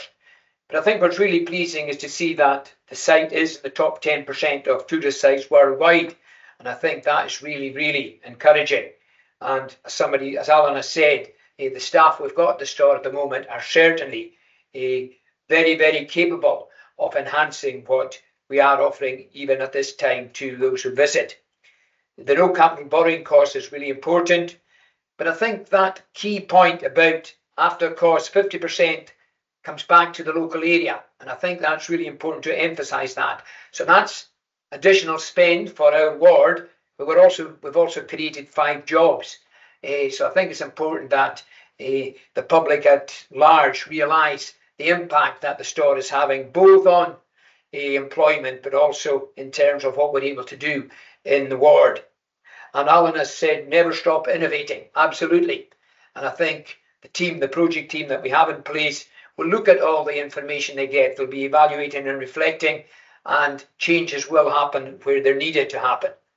And finally, the point in education. I know Alan focused mainly on Gaelic education, but it's not just on Gaelic education. We need to be looking at education in its widest sense. Environmental education, there's local history education. So Gaelic education is of course very important, but we need to be looking at education as it covers all the young people in our ward, and all the young people who will be visiting. And I'm convinced that there will be schools who will come specifically to Skye and to Raasay for outdoor activities, and will make the Storr a place that they will make sure that they visit. So no questions really, but just to thank you for all the work that's been done to date. I'll go to Councillor Monroe. Thank you, Chair, and I endorse all your comments, and just like to add my thanks to the project team. And the overall management has been excellent, and it's been a partnership approach, and it's been innovative, as you say, and it's been solution focused, and all what good project management should be. I think the supply chain side of this is really significant. That the unit was built in Barra by Modular West. Local contractors did the groundworks, and it was a small contractor from Harris who did the sub building work, the block work, and that. And I think that's not known widely. I think it's fantastic. We're really fulfilling our desire to build community wealth through that supply chain, and that also is reflected in the suppliers to the Storr too. There's local suppliers right across the board who are getting a chance to have an extra marketplace and to widen their own brand recognition. And we have our online retail, which will support them too. So really, really positive. The report too, Alan, your introduction was excellent, and the report is first class. I just really hope many of our constituents take the time just to click on and read all that's in that report. So thank you all. Thank you, Chair. Okay, and Councillor Miller. Thank you very much, Chairman. Thank you very much, Alan, for your report as well, and Amy and Matt. It's fantastic. I've been up there a few times, but I remember way back when the whole thing was sort of discussed at the Skye and Raasay area committee. I think it was the first time we're talking about the purchase of the land and all the various things going on there. This is like, I don't know, 20 odd years ago, and nobody, I think, even then thought that we would see what we have up there today. And I just think it's really, really good, and it's a first step. As we always have to be innovative and forward planning. But I spent an hour up there a couple of weeks ago talking to the young lady in the shop, talking to John, talking to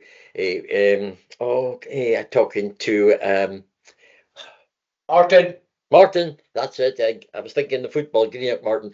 Martin, and it was really a great hour or so just listening to them and hearing them talking to some of the visitors as well. They are certainly good ambassadors. They're very helpful. Everybody was leaving there, the shop part, really happy with their experience. I think they were buying stuff, buying local. Probably as both John and Callum have said, it is really important. And these guided walks that are going to be happening, that's part of the education, I think, that you mentioned yourself, Chairman. I think that it's a fantastic idea. It'll be a great experience. It'll be an experience enhancing experience, if you know what I mean. And I think it's something that can be really, really developed. I think we also have to thank perhaps that they don't often get thanked, but the enforcement officers who are up there fairly regularly on a regular basis. They do a power of work in trying to encourage people to behave, drive, park responsibly. And that would lead me on to Mr. Gunn's comments there about being innovative, and maybe you should have added forward thinking, because I think knowing how long things take to happen, I think we really need to be expanding the car parking as soon as possible. And I'm not going to agree with the chairman on his summary on 6.2, because I think it's more scary than anything else. Because if we're in the top 10 worldwide destinations, that's going to mean there's an awful lot more people going to come to see us.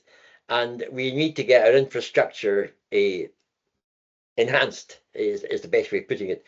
But this is just absolutely outstanding, and the numbers are just staggering. I agree, Chairman, with your thing about July. It's quite amazing, because every day I've been up there, I was up there yesterday morning, it was horrific weather, and the car park was full, or just about full at, I think, 10 o'clock, and it wasn't the best of days. So I think that we need to be innovative, we need to be forward planning, because we are going to get more and more people. And as people go onto that website, they see the recommendations or the statements from TripAdvisor, etc. It's going to encourage more and more people to go there. And we've got a successful project at the moment. It's even going to be more successful in 5 years' time, 10 years' time. So well done to the whole team. I think it's brilliant, and it's good to see that the council are in there leading the way, and the money will be reinvested, 50% of the profit reinvested back into Skye. Fantastic. Thank you. Okay, thank you very much, Councillor Muller. And I think you do make a valid point there about it is a success story, but we do still have ground there, and I think it's something that we will be looking at. And I do also think that we need to be looking at the management of traffic on the roadside, because that is something that is of concern.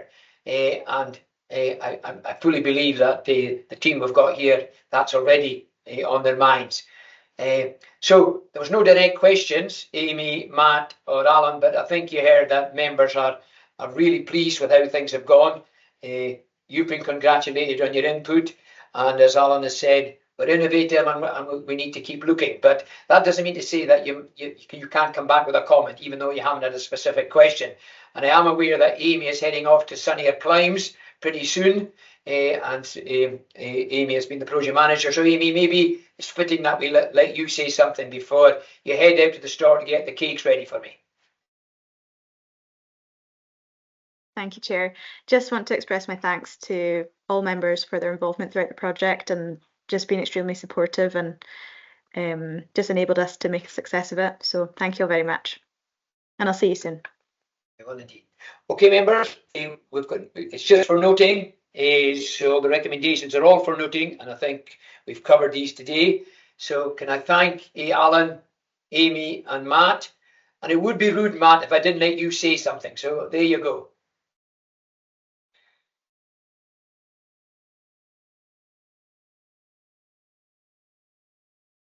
Well, we'll maybe need to develop Matt's IT skills. Alan there, he's still on mute. He sounded very good on mute, though. He sounded very good on mute. Beg your pardon. I do beg your pardon. It's the first time I've done that ever. That's not true. But it's just an opportunity to thank Amy, and make her blush even more for the super work. I mean, myself and Alan have been on this project for a wee while, but I think testament to Amy's not just skills but drive and passion, I think has been a big difference to where we are today, and looking forward to the opening this afternoon. So thanks again. Okay, Alan, last word. Thank you, Chair. Yeah, I mean, Amy, just to say thank you, Amy. When we first started working together, Amy didn't have that much local government experience, but what she had, Chair, was a wealth of commercial experience and drive to make things better. And I think between Amy, Matt, and also add Willie McKinnon, our Ward Manager, Community Development Manager, they've worked extremely well together, working closely with yourselves. And to be honest, members, I think it's a template that can be used for other parts of Highland as well. The potential's there. Whether it'll ever be as successful as the Storr, only time will tell, but I think it is a template that can be used for future reference. And if we have individuals such as Matt and Amy and others across the rest of the council, the opportunities are there to be delivered. So once again, thank you for the time, for taking the time and allowing us to speak. Thank you. Okay, thank you. We'll see you later on this afternoon. Okay, members, we're now moving on back to the agenda, and it's item 7. It's the Skye Connect presentation. And as you know, I was keen that we took community groups to our area committees, because I think it's important that we understand what's happening in terms of community development and organisations who are an integral part of what we're trying to do in terms of not just managing and supporting our local communities, but also the tourist fraternity who come in their hundreds of thousands. So I'm going to hand over to Simon Cousins from Skye Connect. Thank you very much, Chair, and thank you very much for inviting us to speak to the area committee. It's much appreciated. If I could, if you just bear with me a second, I will fire up my slides and hopefully we'll share the correct screen. Can you see those slides, Chair? No, we're not seeing your presentation, Simon. Okay, bear with me a second. And so if I just checking, have you got presentation rights, Willie, Alistair? That's okay. I think we're there. I think you should be getting it now. Is that appearing? Yeah, that looks better. Oh, that's great. Okay, well, first of all, if I could start by congratulating you on the success of the Storr. It is a fantastic project, and I wish you all the best for the opening this afternoon. Unfortunately, I can't be there, but I'm sure it'll be a great success, and at least it's not raining today. Once again, thank you for the opportunity to address the committee. What I'd like to do is just run through our current situations and the challenges we face, and then a quick spin through some of the projects that we're involved in and working alongside the council, and some thoughts on some of the key issues that we're facing at the moment. So for those who don't know, Skye Connect was formed in 2018 following the demise of Destination Skye and Raasay. We received initial funding from core funding from High, with additional funding from the Highland Council for 3 years to manage the destination as visitor numbers grew exponentially post sort of 2016. And one of the key roles was to address a lot of the negativity, especially what was appearing in the press around that time about Skye, and put Skye on the front foot and tell positive stories about the businesses and the experiences that people could have in Skye. We then obviously went into the COVID years, and our activity flipped quite quickly there, and we were involved very much in advocacy and reassuring the business community, and arguing for the support to keep the industry going through that terrible period. Once we came out of COVID, we received another 3 years of core funding from High. Again, some specific deliverables. A lot of that involved the destination management function and the communications function. That funding enabled us to have a full-time project manager, Alistair Danta, who retired in March of this year, when our funding, core funding, came to an end. And I'd like to thank Alistair for all his work that he's done over the many years in promoting tourism on Skye, sustainable tourism on Skye. The funding also enabled us to have a part-time communications function, a part-time social media manager, and a part-time blogger. Following the end of core funding, the project manager position was not replaced, and the contracts for the other functions were not renewed.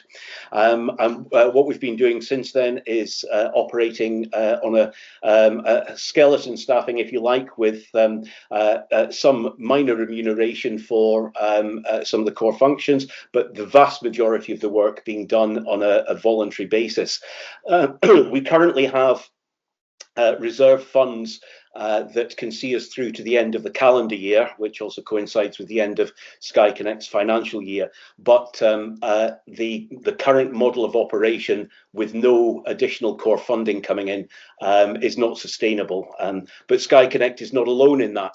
My colleague Gary Curley, who was until recently the Executive Director for Skye Connect, carried out a fantastically detailed survey of all Scottish destination management organisations in March of this year. That report, which runs to about 70 pages, will be published in the next month or so. But I can give you today some of the key headlines from that, and we will happily supply you with the full report once it's available. But the survey shows that without urgent action, almost half of Scotland's DMOs will cease operation within a year. 61% can't operate at current activity levels beyond 12 months, and a third are only viable for 6 months. Where the greatest pressure we found sits is within island and remote DMOs. They are most vulnerable to public sector cuts. I think one of the explanations for that would be that islands like Skye, our focus is very much on destination management as opposed to marketing. We don't really need to market Skye at the moment. And therefore, with the business community being made up of largely small and micro businesses, the amount you can charge for membership is very small. So membership would never be the solution to the funding situation. Whereas in places like Edinburgh, where you have a concentration of large hotels, they can destination management organisations or marketing organisations can charge so much more money. So without funding to keep the DMOs running, there is going to be a significant drop in activities to support the Scottish Government's national priorities, Scotland Outlook 2030, net zero and the sustainable tourism agenda. So there are big concerns, but we've made some recommendations, and one of those is clearly to get some interim funding, emergency funding, to keep the organisations going until a more sustainable funding picture can be created. We've also asked for an independent review of the DMO landscape in Scotland. A similar review took place in England called the Dubois Review, and that resulted in significantly greater investment of public funds in destination management, and a recognition of the importance of destination management organisations, marketing organisations, in creating a sustainable tourism environment. And we've also asked for the Scottish Government to clarify what its position is in terms of enterprise agencies and their support for tourism. But it is pleasing that we have had considerable support both from our members and the wider business community. The Scottish Tourism Alliance are fully behind the DMO network, and our own MSP, Kate Forbes, has stated publicly that it is really important that Skye Connect survives. So that gives us some glimmer of hope that maybe a solution can be found. But in the meantime, we've had to pull back a lot of our activities. So most of our voluntary effort is going into membership engagement and engagement with the wider business community.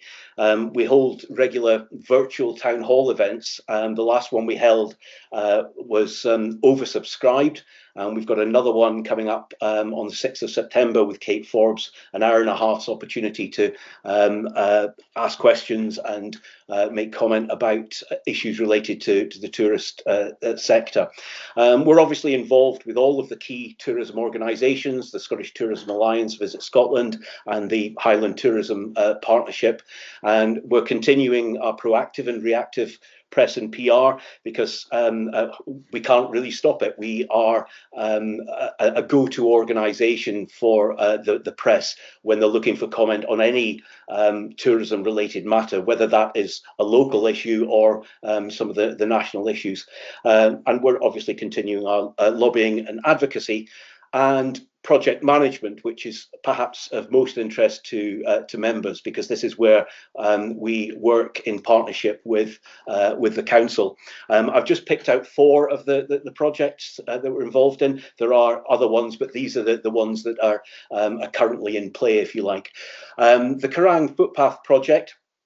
That's a £150,000 project to address the severe erosion created by footfall between the summit of Míl na Siúramacht and the start of the main Kerrang path on the public road. The council's Community Regeneration Fund put in £90,000, which was match funded to the tune of £60,000 by Scribid. And that's enabled us to complete 5 sections of about 450 metres of pathwork, a mix of mixed aggregate and hand-pitched stone. The picture on the top right-hand corner there shows some of that pathwork that's been completed. The work being carried out largely by Cairngorm Wilderness with support from Mike Hyatt Associates. That project has reached its £150,000 spend now. And so Skye Connect's involvement will end at that point, but members will be pleased to know that Scribid see the importance of this path and are funding to the tune of 100% ongoing path work. I think the current budget sitting at about £400,000, so that work around the Kerrang will continue. Allied to the path work is the habitat restoration, because along the sides of the paths, the vegetation there has been eroded, and there's a separate project funded by your Nature Restoration Fund and again Scribid, who've put in 50% each into this £50,000 project. That work is kind of getting underway now, with the majority of it will take place in spring of 2025 at the start of the growing season, when the best benefit will be found. So Skye Connect will continue to oversee that project, administer it, and we process all of the payments and provide update reports to our funders. The third project is the Skye Cycle Network, which we've been involved in since 2019. The idea of creating a network of active travel paths and joining them up wherever possible. Phase 1 was completed last year in identifying potential candidate paths, and we're now in Phase 2.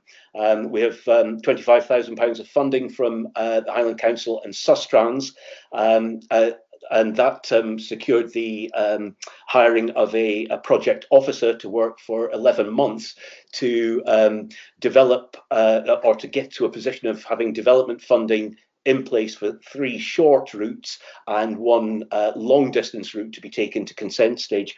So an example of a couple of the routes that are actively under consideration and may progress is the Mall Road. If we can get some work done there, we can open up a 10.7 kilometre active travel route. And on Slate, the old Slate Road down to Kinloch, there's a section there of 0.4 of a kilometre that if we can get that joined up to the other 2 bits of path, that would create a 6.5 kilometre active travel route. So these are just examples of the projects that we're involved in there. The fourth project, which we're still working on, is the visitor management tool. Now, this is something that we've worked on with Edinburgh University since 2019, and it's quite an innovative piece of technology. We have developed an app, the My Skytime app, and it is linked to sensors that we have currently at 4 locations: the Kerrang, the Storr, Coral Beach and Fairy Pools. This gives real-time data on vehicle and footfall at these key sites. And then that links back to the app, which has a RAG system, a red, amber, green. So you could see, for example, that 11 o'clock on a Monday morning, the Storr is extremely busy, but perhaps Coral Beach isn't so busy. So it's all about assisting the visitor experience and hopefully spreading visitors around the island much more. It was interesting to hear the data from your colleague earlier on the visitor numbers. Our counters indicate that between 2022 and 2023, there was a 35% increase in visitors at the Storr. In a similar period, a 15% increase in visitors at the ferry pools and a 24% increase in visitors at the Kerrang. Now, we have other sensors ready to go at Fairy Glen, Nice Point, Portree, Raasay, Broadford, Elgil, Armadale and Kyle, plans as well for some dynamic signage in Portree and the ferry pools. However, to take the project forward, we need significant additional investment. We also need additional investment to develop the app, which is very much at a beta phase, but has enormous potential, and it's something that we hold the intellectual property rights for, and so it may be something that we can monetize in the future, but we do need additional investment to develop that project. And the project was recognised, we were runners-up in the innovation category at the Highlands and Islands Tourism Awards last year. Now, one project that we unfortunately were not able to get involved in is the integrated transport and tourism management strategy. This was a project that we applied for and initially offered core funding with the council to employ a project officer for 2 years to work on integrated transport and a management strategy. When our core funding was removed, the board took the difficult decision that having so much uncertainty around our future and our survival, it would be inappropriate for us to commit to taking on and employing somebody for 2 years when we don't know how long we would exist. We do believe strongly that in tandem with the Highland tourism strategy, that Skye needs its own long-term 10-year tourism management strategy, and we would dearly like to work on that. If our funding situation changes, we would really appreciate the opportunity to come back and discuss with the council how we might take that forward. Our current key issue in terms of our advocacy and working with our members is the visitor levy, obviously. We carried out some survey work in September 2023, which we're just about to redo just to see if there are any changes in sentiments. But that survey went to 1,000 businesses and we had 170 responses. Some of the key headlines from it were 60% of respondents were against the levy in principle, but if it is to be introduced, 90% of respondents believe that the revenue raised on Skye should be spent on Skye, with 82% favouring local administration by the DMO. We appreciate that that position, our position paper based on the feedback from members in the wider business community, differs from the Highland Council's position, but we are very keen to work with members and officials through the forthcoming consultation phase and then the implementation phase. We had a very positive meeting with officials last Monday in Portree, and we've offered to work with them and perhaps host a town hall event where the visitor levy can be the sole topic, and that can form part of the consultation process. The other element where I think we are in agreement with some, if not all, members is the thorny issue of camper vans. We campaigned hard when we presented evidence at the Scottish Parliament's committee scrutinising the visitor levy bill that camper vans should be included. And we provided evidence of the disproportionate impact that they have on Skye, and we really believe that there needs to be some mechanism for charging.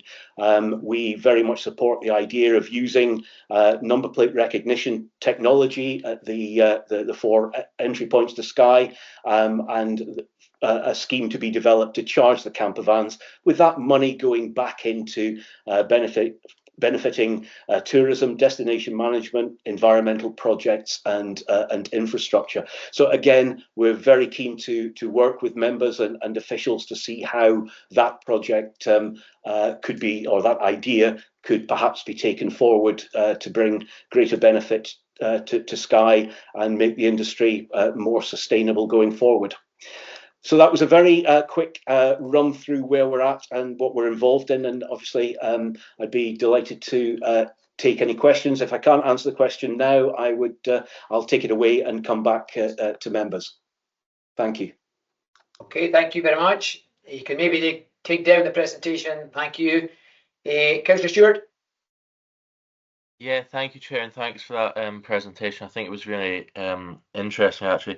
One of the things I'd like to pick up on was this idea of charging the camper vans when they're coming on to Skye. You know, I think that's quite an interesting one, but I don't think it's something that would be very widely supported. You know, there's a big issue when the Skye Bridge went in with tolls, and there's a lot of people very angry and upset about that. So I'm not sure that's something that there'll be wholesale community support with. But another point I'd quite like to pick up on was this notion of sort of the promotion of Skye and the work that you do through this. You know, Skye's you know, a brand in itself, you know, is one of these things that promotes. You just go on Instagram or Twitter or TikTok or whatever the sort of going thing is now, and you see that Skye's quite good at promoting itself. So I'm not sure that we need to do much work with that. You know, I think the brand's in itself selling itself, which is very good to see. But when it comes to the visitor management thing, I suppose that the point I'd quite like to make is there's a lot of people currently on Skye that think that, you know, that the tourism industry is very poorly managed at the moment. We've got a lot of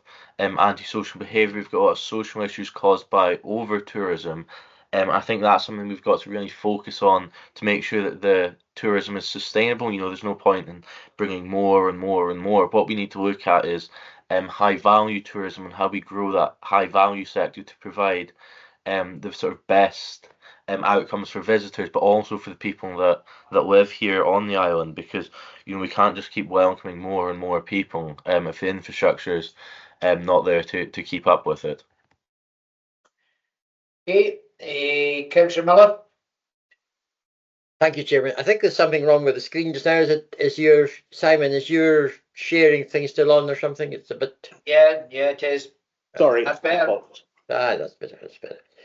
It was nice to see Councillor Stewart. I thought he had maybe dozed off there for a moment. I hadn't seen him hardly this morning. It's nice to see that he's still with us, smiling away there.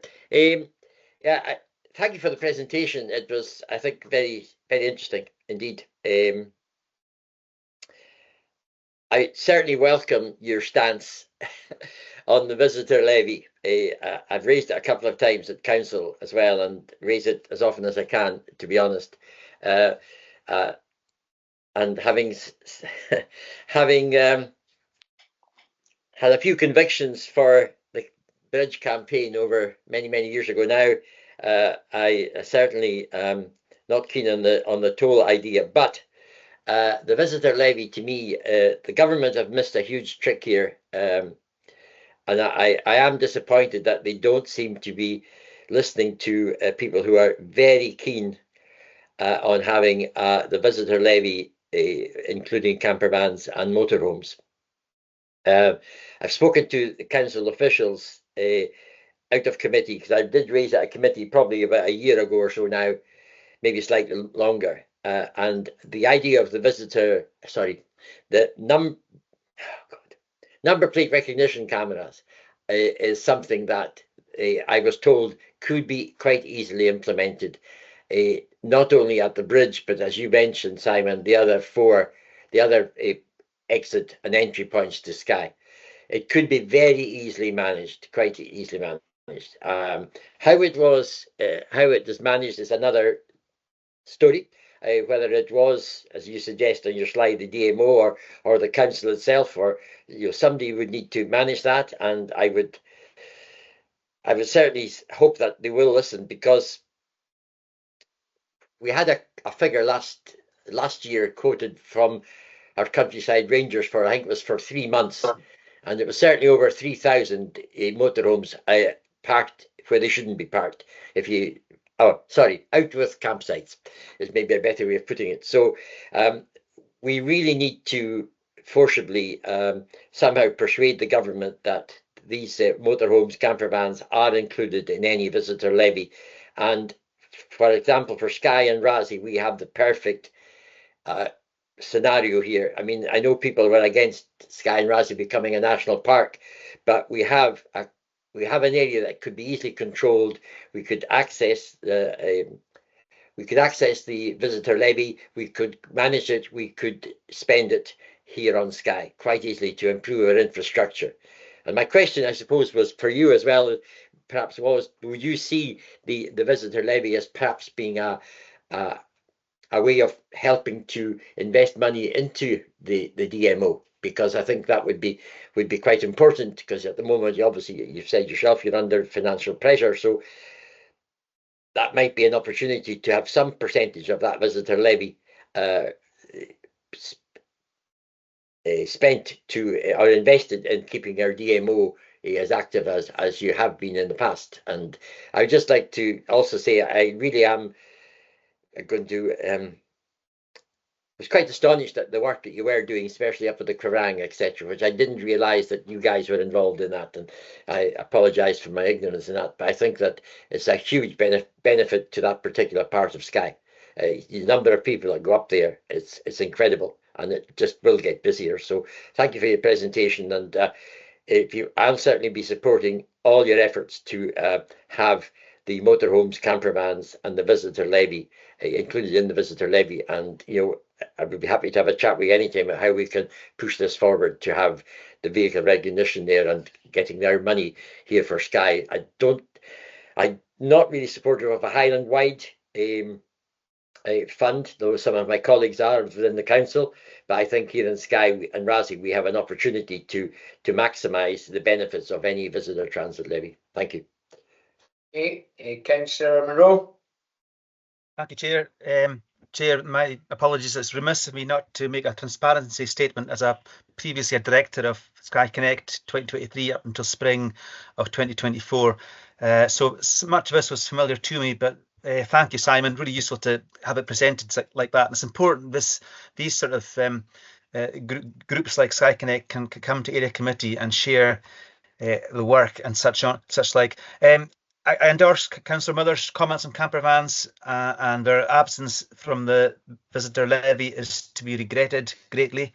I think there would be a great deal of support for putting a levy on camper vans, and I think any consultation would be able to quantify that sort of support, and that would be a step in taking that forward. I think some of Councillor Stewart's the points he makes, but absolutely correct, but that's where a tourism management strategy is crucial, and we do have it. That's a big miss for our island. So that could deal with the issues which Councillor Stewart refers to, and I think the management strategy would make sure that any TVL funds raised Highland wide would be coming, make sure that we're coming to Skye and going to the right projects, Skye and Raasay. So my question was probably the same as Councillor Miller's question. Would the transient visitor levy, would funding from that, potentially a proportion of that, or a percentage of that, be suitable to keep the DMO funded going forward? Okay, and I'll just come in with a couple of points as well, and then Simon and Gary might get a chance as well to come back with answers. So you're talking about discussions you've had with Kate Forbes and also the Scottish Government. Which department in the Scottish Government is it that's probably responsible for DMOs? And which minister's portfolio is it Mary Goujon, or who is it? Because I think it'd be quite good for us to understand that. You mentioned the Skye Cycle Network and the fact the officer left. I'm assuming that the fact they've left, you'll still be able to use the funding beyond the 11 months if there hasn't been someone in post. I would hope that would be the case. And I suppose it's the Skye Cycle Network's relationship with the Skye Cycleway. I'm again assuming that you work quite closely with almost the Killakin to Broadford site, which is the Skye Cycleway. And I'll nail my colours to the mast as well in terms of the visitor levy. absolutely. I think where it's raised is where it should be invested, or there should be some proportionate amount that comes back. I don't think it should all go into a central pot. I strongly believe that. And absolutely, we need to be charging camper vans, because the number of camper vans coming to the island this year, be interesting to know, but I believe it's almost double, because it's you can't drive from Killakin to Portree even without every single space, whether it be a parking space or somebody's gate entrance or anything, but there's a camper van in it. So a few things there, Simon. And Gary, I know Gary's with us as well. So if you want to come back. Yeah, if I could kick off, I'll go through them in order, and then I'll bring Gary in for any supplementary comments. But first of all, on the camper van charging, our survey work that we did back in September 2023 showed that there was a significant appetite for camper vans to be charged. But we will probably include that in the survey that will be going out this month. And so we will have an up-to-date picture on that. Councillor Stewart mentioned promotional activity, and that wasn't appropriate. It was probably a misunderstanding. In the early days, we were doing promotion of individual businesses and creating a positive outlook. But all of our work over the last few years has not been involved in marketing. We absolutely agree. We don't need marketing. We need destination management. So, we are not appealing for more and more people to come here. We all know that Skye is not maxed out, but we don't need to be promoting the island. So that's not something that we're doing. Councillor Miller, thank you for your comments on the visitor levy and the toll. I do absolutely believe that a percentage of the visitor levy should be used for DMOs. That's what happens in other parts of the world, that taxes, tourism taxes, if you like, are used to support the destination management and, where appropriate, marketing organisations. In terms of the camper van issue in the visitor levy, that levy is now, the bill has passed into legislation. And I don't believe that the discretion sits with the council to subsequently add camper vans into that equation. Obviously, they will be charged if they go to formal commercial campsites. But I don't think we can retrospectively include them in the implementation phase. So that is an issue which pushes us even further down the route of we'll need to do something ourselves for Skye. And if it takes number plate recognition technology to charge the camper vans, I strongly believe that's the way forward. I would avoid the use of the word tolls. It's obviously super sensitive, and so I'm keen that we exclude that word from the conversation. But some mechanism for charging the camper vans is, I think, the way forward. And some of that money could go into supporting the destination management function. Councillor Finlayson, in terms of the portfolio, the DMOs sit under the Tourism Minister, who sits underneath Kate Forbes as Deputy First Minister and Finance. So in our last meeting that we had with Kate Forbes, from a constituency point of view, there was a commitment to look at next year's budget at what might be possible, and she has asked Mark Crothall of the Scottish Tourism Alliance to set out his priorities for funding for tourism, where that money should go. And he was very clear with the Minister that if the government allows destination management organisations to fold, the government will very quickly be in a position of having to create new organisations from the ground up. And you will, in that process, you will have lost years of expertise and knowledge that has been built up, because we can't expect people to volunteer forever. We need a professionally run destination management organisation. Other areas have up to a dozen staff running destinations. We had one full-time position prior to the funding being removed. On the cycle network, Councillor Finlayson, I forgot to add that yes, when the project officer left to take up a full-time position elsewhere, the project has kind of stalled, but we're in active discussions with officials about how we can take the project forward. We've got some clear ideas on who might be able to continue the work that was done, but I think inevitably, and I think as you mentioned, we will need to extend the project. It was supposed to conclude about November, but given the hiatus and the time it will take to recruit somebody else, I think we will need to run the project into next year, which I don't see would be a problem, but I've got a meeting with officials tomorrow to discuss just that. So I think I've covered all of your points, but if not, please come back. Gary, do you want to come in with anything else? Simon, I think you've pretty much answered absolutely everything there. So I guess I would just say that if the members have got any additional questions, just to let us know and we'll get back to you as soon as possible. And obviously it's great to hear about all the great work going on, and also great to hear that on some of the things that we've discussed that there's some support there. We're doing all that we can to kind of, continue what Skye Connect has been building over the years. And we just hope that there's, in times of challenge, which, we're all experiencing, that there's some opportunities ahead to try and do some good. Okay, and I've got Councillor Miller coming in again. Thanks, Chairman. I forgot to mention it. Is there any way that we can help? I think one of the solutions is we need to create more airs to accommodate motorhomes and the camper vans. How do we do that? And I suppose how realistic would it be that we could legislation could be taken in to prohibit motorhomes and camper vans stopping out with any official airs? I think that's something that we should be working together on to try and achieve that. I know that we've had some discussion ourselves with our officer in charge of car parks could we sort of turn them into airs from 6 o'clock at night till 8 o'clock in the morning. So I think it's quite a complex. I don't know anything about Scottish law except one or two things, but I think that we need to do something to. We can't allow this situation to carry on the way it has this year.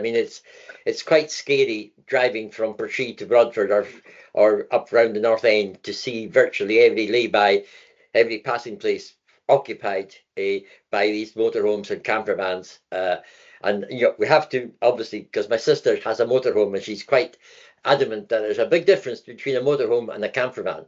So all vehicles that people are sleeping in need to be come under this somehow, under this this levy, because I think it's totally unfair. For example, if you look at the campsite, for example, in Torrevig or at Sligachen, where these people are providing a service and they are charging, then half a mile down the road there are 6 camper vans parked in and lay-by who are really, the people who are running campsites are being penalised by the visitor transient levy, whereas these people are just abandoning their vehicles, sleeping in them and moving on. Yes, they're putting money into the economy, but we need to be able to have an equitable service here for not only for the people who are providing businesses and everything else. So I think we really need to maybe work more together, and I hope that we can do that. And as I said before, I'm happy to talk with you as well. So, but thank you for letting me back in, Chairman.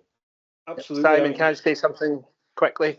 Yes, I think what the members had mentioned earlier, I know Simon had mentioned in his presentation that, a good place to start that conversation might be around, what would a tourism management plan for Skye look like? Who would be involved? The way we see it, other areas have sort of run these sort of community and sort of local sort of sector-led development of sort of management plans and strategies. And I think that it would be an opportunity to bring, the people of Skye, the businesses of Skye, all the sort of public agencies together to look at all of those things and kind of weigh them up. But obviously I understand that would take investment, and ideally you would want the TVL to sort of be in support of something like that and to possibly fund it, because it helps, the Highland wide agenda as well. So that's certainly something that we would love to chat about for sure. And on Councillor Miller's specific point on the camper vans, yes, we would actively engage with you in conversation about what could be done. I'm not sure. I don't have the legal expertise, but our bylaws are a possibility that could change the situation for camper van activity on Skye, because something's got to be done. I mean, our bridge data stats show a nearly 20% increase in vehicle movements across the bridge. So the problem's only going to get worse. Yeah, I think, getting back to what Gary was saying there, about a tourist plan for the island. I think what would be really important would be engagement with community trusts and community councils, because and I know it's through no fault of your own, but a lot of shall we say members of the public feel that Skye Connect and destination tourism management isn't for them, but now they're more aware that it is for them because it's affecting their lives. So I think I don't think it's just public services. I think it's community groups who need to be sitting down and having these discussions with public services, with yourselves and with us, because it can't be a case of I can moan, but I'm not going to take responsibility. I think people have got to take responsibility. Thank you. Thanks for that. Okay, and I even got a nod from Councillor Miller on that, so that's a great place to end this topic. So can I thank Simon and Gary very much for coming along. Yeah, thank you. Thank you, councillors. Okay, right, members, I'm conscious, do you want a 5-minute break or do you want to go straight to continue? I'm happy to continue. Yep, okay. Carry on, yep. Okay, we're going to move on now to the Skye and Raasay future presentation, and I think it's good that we've got Joe with us today from Skye and Raasay Council for Voluntary Organisation. So things have changed in terms of what's happening in terms of the management of SARF, which has been badly needed. So you're going to give us an update, Joe. Yeah, thanks, John. I'll just share my slides with everyone.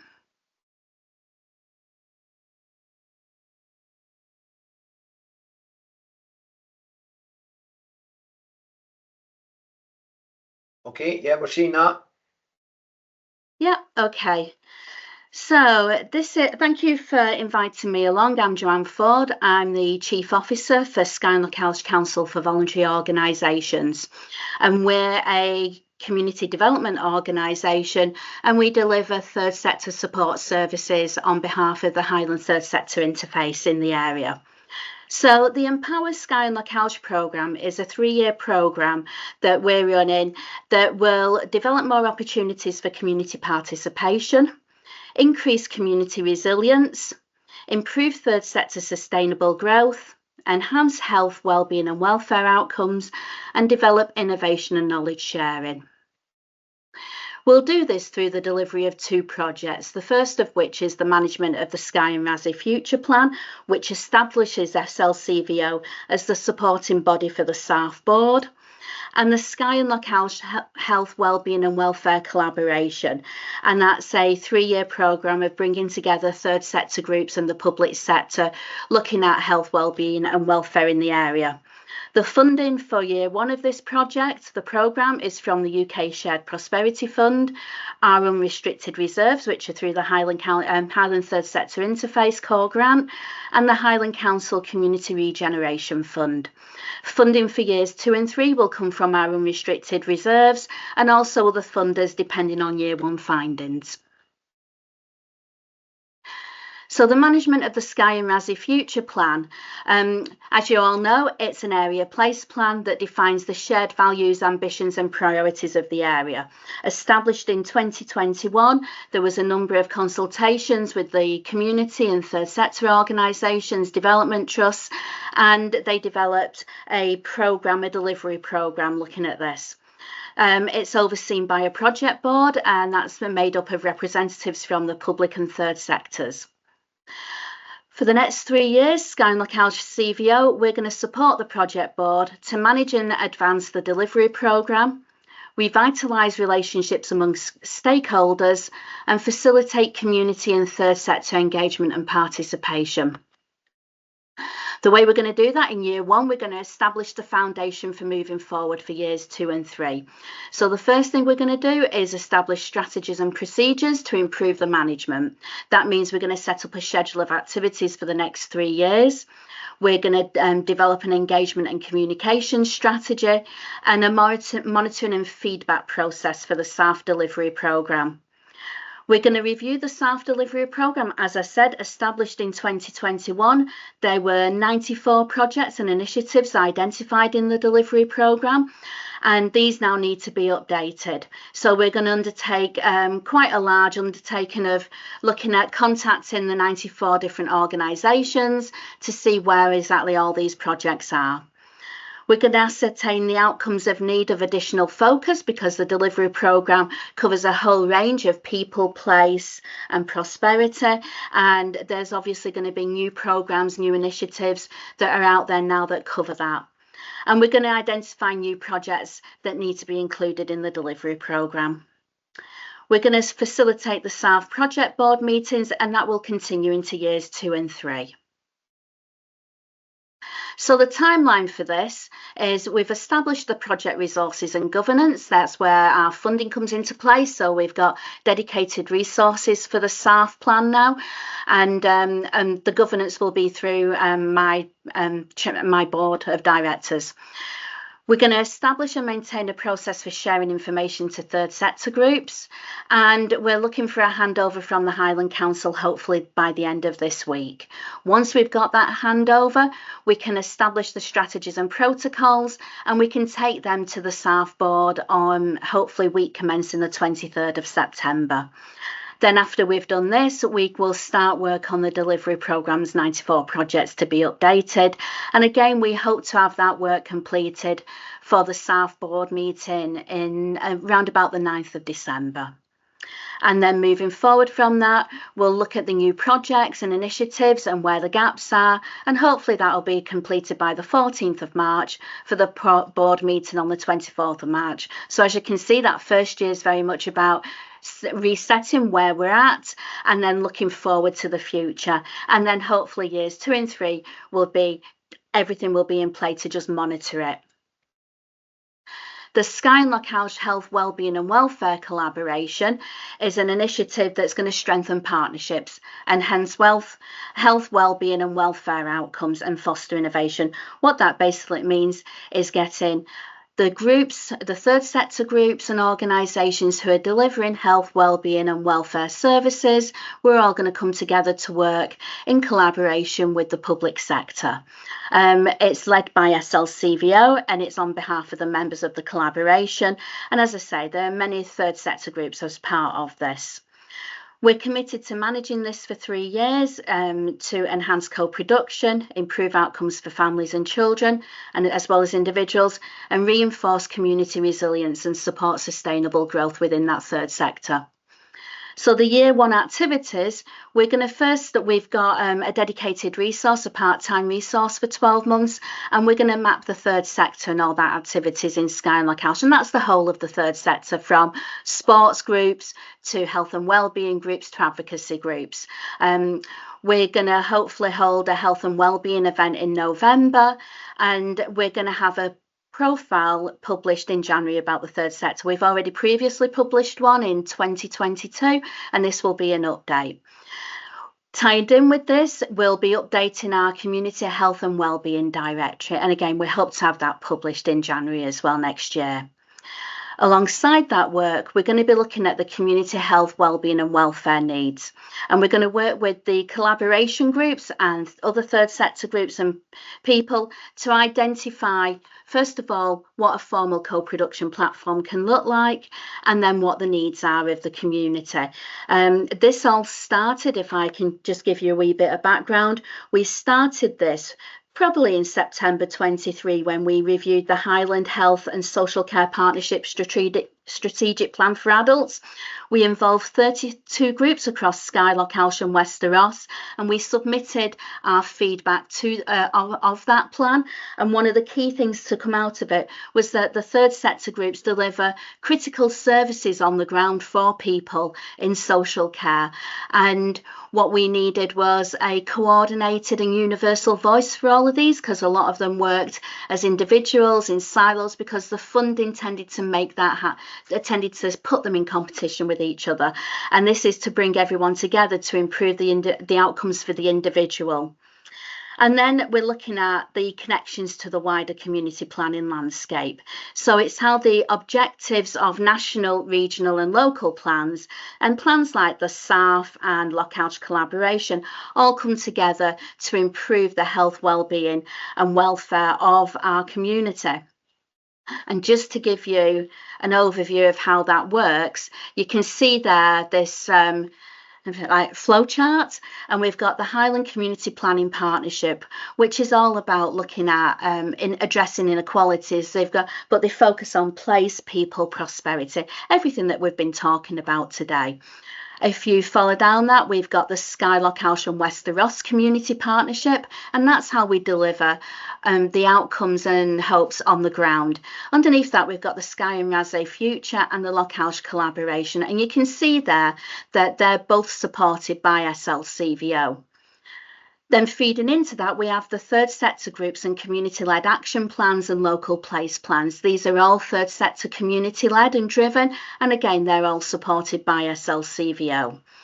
Then we have the Skye, Loch and Wester Ross Drug and Alcohol Forum. We've got a very new Skye, Loch and Wester Ross Childcare Working Group, and the Skye and Loch Health, Wellbeing and Welfare Collaboration. And all three of them are managed by SLCVO. And we work within all of these, so we've got quite a wide overview of what's happening, particularly around the supporting services of people.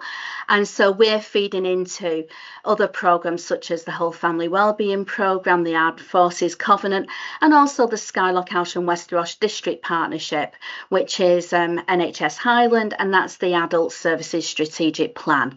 So this programme is about bringing all of that together and using SLCVO as a conduit between each of these main community planning forums.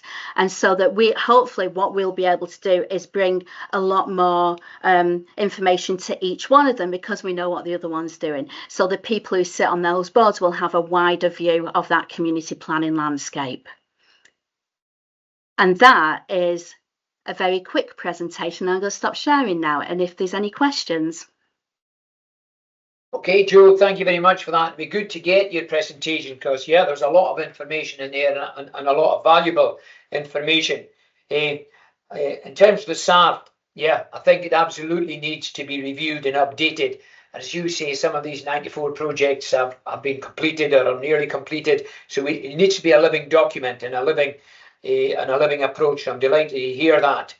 In terms of the SARF project board, you said there was a sort of handover between the council and yourselves. Does that mean that the involvement of council officers is going to be minimised? Because I still think it's important that we have council officers involved, although you're taking on this role. And certainly in terms of the SARF board, it would be good to get the dates of the SARF board so we can put these in our diary, because I think there is member involvement on the SARF board. And the last point is the Skye and Raasay HWWC directory. Absolutely fantastic resource the last time you created, and I think we really do, it's something that people do need. But I think we need to make sure that we get it out to the wider population. And I'm assuming that it'll be online, and whether you've also got a paper copy or not, I don't know, because there are some members of maybe some members of our communities who aren't as au fait with online documents as others are. So yeah, very positive report, very positive presentation, and I look forward to getting more updates. Councillor Monroe. Thanks, Chair. Morning, Joe. Chair, I'm really sorry. Remiss of me again not to mention I am a director of SLCVO, a council-appointed director. Actually, I had COVID a week ago, so my excuse is I'm still in the recovery phase and didn't pick up on that. Just yeah, Joe, good presentation. Really two exciting projects. So I'm looking forward to working with you on these. I liked where we had the phrase, facilitating stakeholder, and invigorating and engaging them again. That's really crucial. That's what we need to do.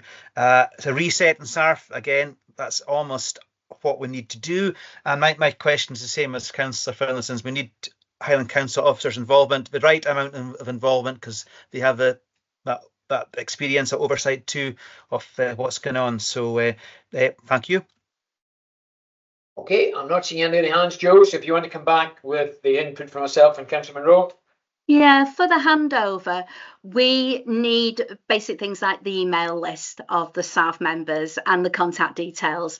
Then once we've got that, we can start moving forward. I'm hoping to have a meeting with myself, Willie and Scott so that we can finalise that handing over of the email list. And the project board, I don't think will change. So the officers that are sat there at the moment will be the same ones, or the same role will be sat at that position. So as soon as I've got the contact email details, I can send out details of all the meetings as well. I just need that information and then we can start moving on that. The directory, Drew, it is a paper-based directory because we thought paper was best. Yeah, and we had it printed when we did 2 years ago. We had quite a few copies printed at Strathprint and put them across the area. What we're looking at now is potentially something online as well to supplement the printed. We don't know how that will be. We need to do it best for our communities and how they will. Yeah, we've got a lot of national databases such as Alice, a local information system for Scotland, that we keep getting pushed down that route for. Unfortunately, any database, any directory, the groups involved in it, they need the resources to keep it updated. So this is what we're hoping to do through our project and going forward, is maybe have a shared resource for all these groups so that we can update it for them. And their volunteers don't need to keep that updated. So we're looking at how we can make that sustainable for our area and actually relevant to our area, because people, I think, will first look at activities in Skye rather than type in Alice to find out what services are there. Thank you. Okay, Joe, I'm sure we will be speaking quite a lot once we get things moving in terms of the SARF and the other health project that you're working on, because they are two key projects for our area. So can I thank you very much for your time today, and as I say, we'll be in touch very soon. Thank you, Chair. Okay, members, we're now moving on to the roads maintenance update, and I think we've got our roads operational manager Kenzie Sutherland with us. So over to you, Mark.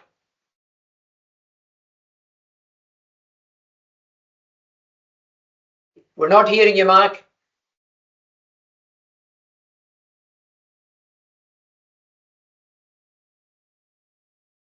Nope.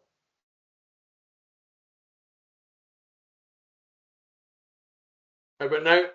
Yeah, there you go. Okay, sorry about that. I used a different. I'm on a different terminal than I normally am. So, okay. So yeah, thanks, Chair, members, and obviously supporting officers for inviting me to the Skye and Raasay committee and allowing me to speak on the following two topics. If members are happy, I will share my screen, and that might help us to go through it. Tell me when you can see that, members. Now, I've only got the one screen open, so if members want, if anybody wants to sort of stop me halfway through, just give me a shout. Okay, purpose. Sorry. You okay, Chair? Okay. So first one is the road maintenance update. Purpose of this is to give the members an update on the Area Roads Capital Programme 24-25, and this is further to the report that was considered by the committee in February the 12th. It also includes works that are completed at the time of writing this, which was a couple of weeks back, so the data will be a couple of weeks old, and the works programme for the remainder of this financial year. So if we look at the if we go to 3.5 in the first instance, I think this is really key, knowing that we've had such a brutal tail end to the summer. Risks to the potential delivery. Obviously, weather, resources, absences, competing priorities, emergency works, breakdowns, price increases, all these things that normally affect us, but the weather has been a bit of a killer this last month. Although the good thing is the capital budget does have the ability to roll in at 25-26, and if the programme slips due to those aforementioned causes, the first jobs that will be on next year's programme will be the ones that we slipped. So we have a bit of confidence in that, which is good.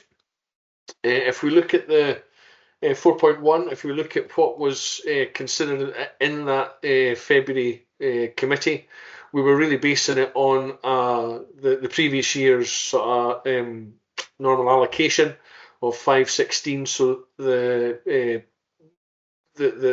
that's what members had passed at the time, and that's what we got started on at the beginning of the year. But in 4.2, it shows the capital allocation and the strategic allocation to the Skye and Raasay capital, and it's so as it is known now. So the structural and overlay that initial works were 521. We're talking in thousands here, so 521,000. Surface dressing was to be 340,000. Strategic allocation, additional 2.1 million, and 50,000 to structures, which gave just over £3 million.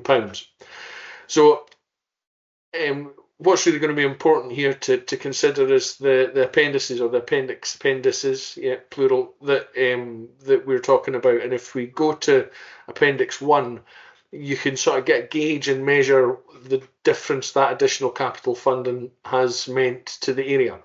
So I think initially, as agreed, sort of that baseline budget, it was, I've tried to give a measure of what's the most straightforward. We could talk about square meterage all we want, but that doesn't really tell a really good story, because some single track roads are X amount wide and some of them are a touchy wider. So if I try and give you a linear meterage, that's a real good way to digest that. So we were going to be doing, with the initial money, 13,867, so 13,500 or just over 13,500 linear metres of road with our surface dressing.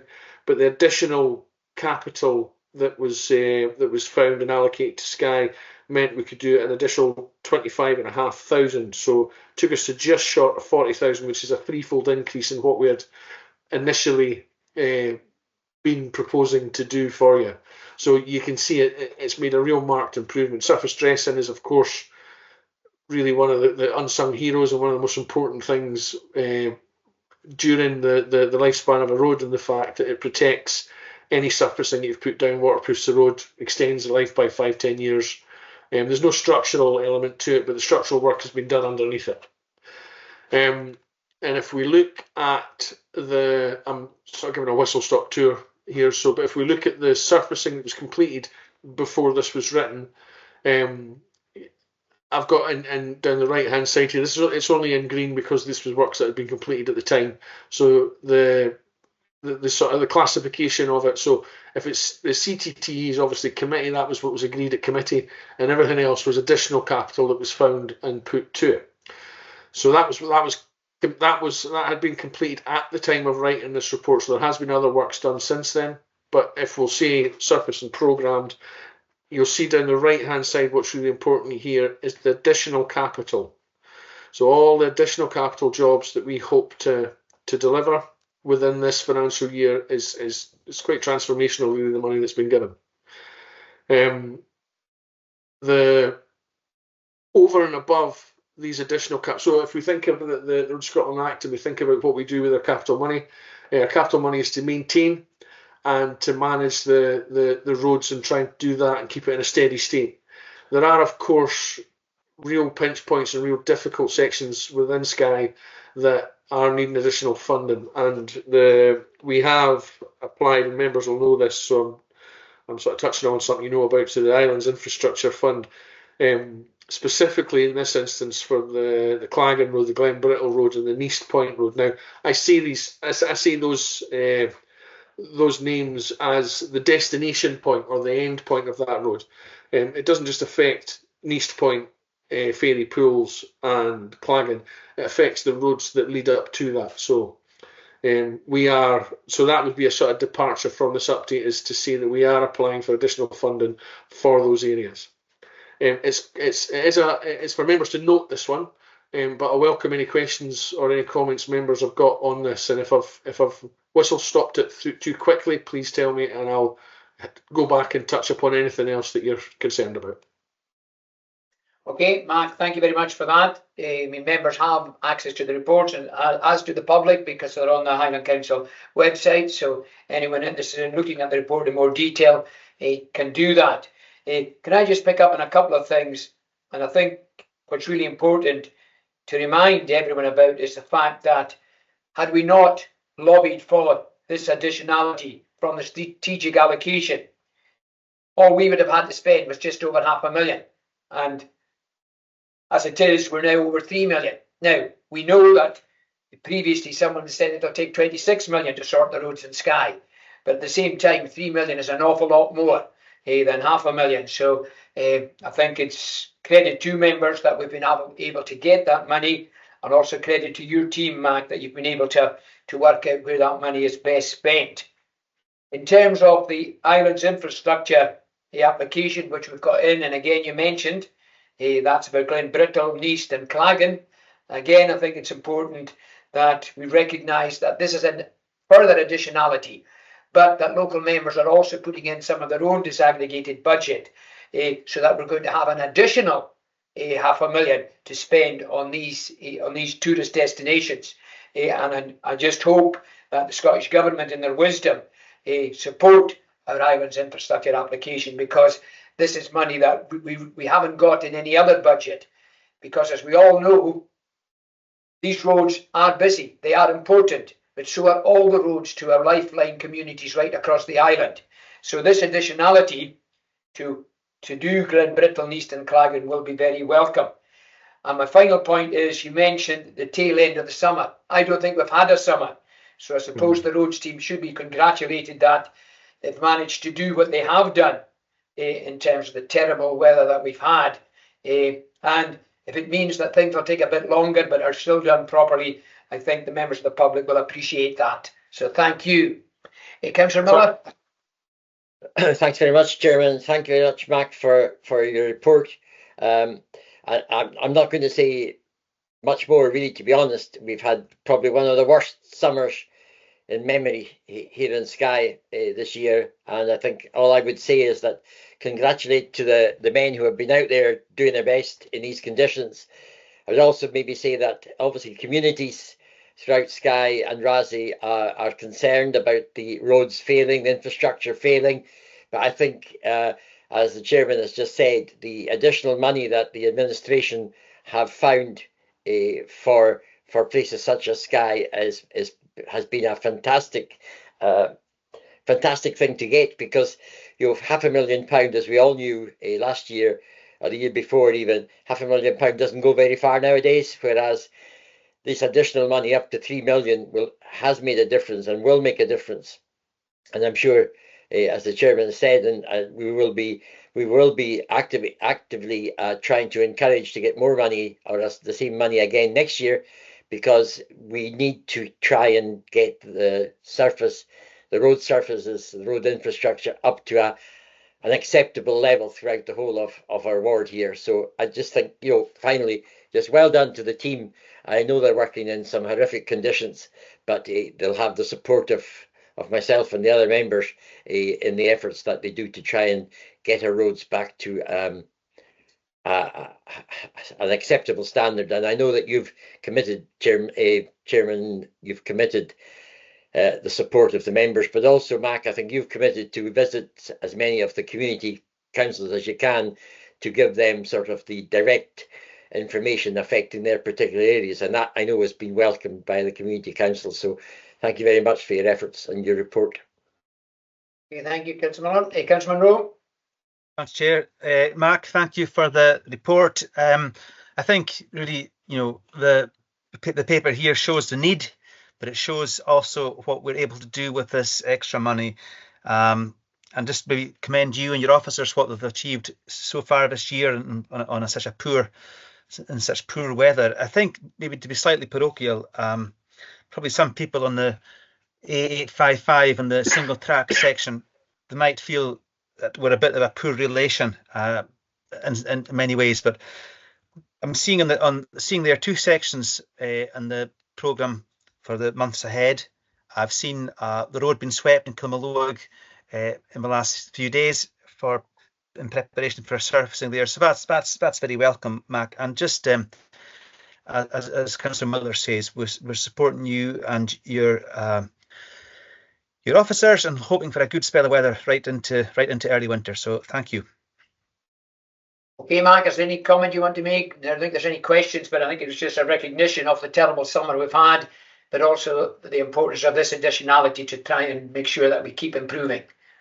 Yeah, I mean, I suppose all I would if to come back on a couple of things you'd said that someone had said it would take £26 million to fix all the road in Skye, and I suppose that would have been increasing every year with the underinvestment. So I suppose, I am known to be always terminally optimistic in the fact that if it was 26 and we've got 3 now, it's only 23.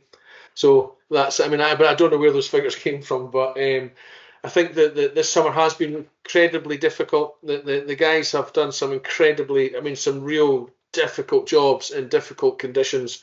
So I've got to give all credit to them for it. They've really come together. But they've had the money to do it, and that's really the key. It's quite demoralising. Roads people want to fix roads, don't they? And when they haven't had the resources to do it, it's been difficult. When we talk about that summer, so traditionally in the Highlands, the spring is pretty good. We have those good sections of weather, but that is also tradition at the time that we don't really have any money because we're waiting for budgets to come through. So the confidence that's been given by this 3 to 5 year budget is really allowing me to not getting that grip in my chest when I see the weather being awful just now, because I know there will be good weather at the beginning of the year and we will be able to spend the money then because the money will be there. I suppose unfortunately I haven't been able to commit. I think it was Drew's comment, about to as much community engagement as I want. I've been trying to deal with stuff via letters and emails. What I really want to do is get down and sit with the communities themselves and just try and explain the position of the council and what it is we're trying to deliver, and make them understand that the roads team are genuinely shoulder to shoulder with them on this. And again, appealing to communities to work with us when it comes to delivering these works. Many of these works are single track roads. We may have to look at a different system in future where we shut roads, given the hourly amnesties to allow that happen. I totally appreciate that's almost an impossibility during the summer because of the volume of tourist traffic. Where do we put them? Where do we stack them?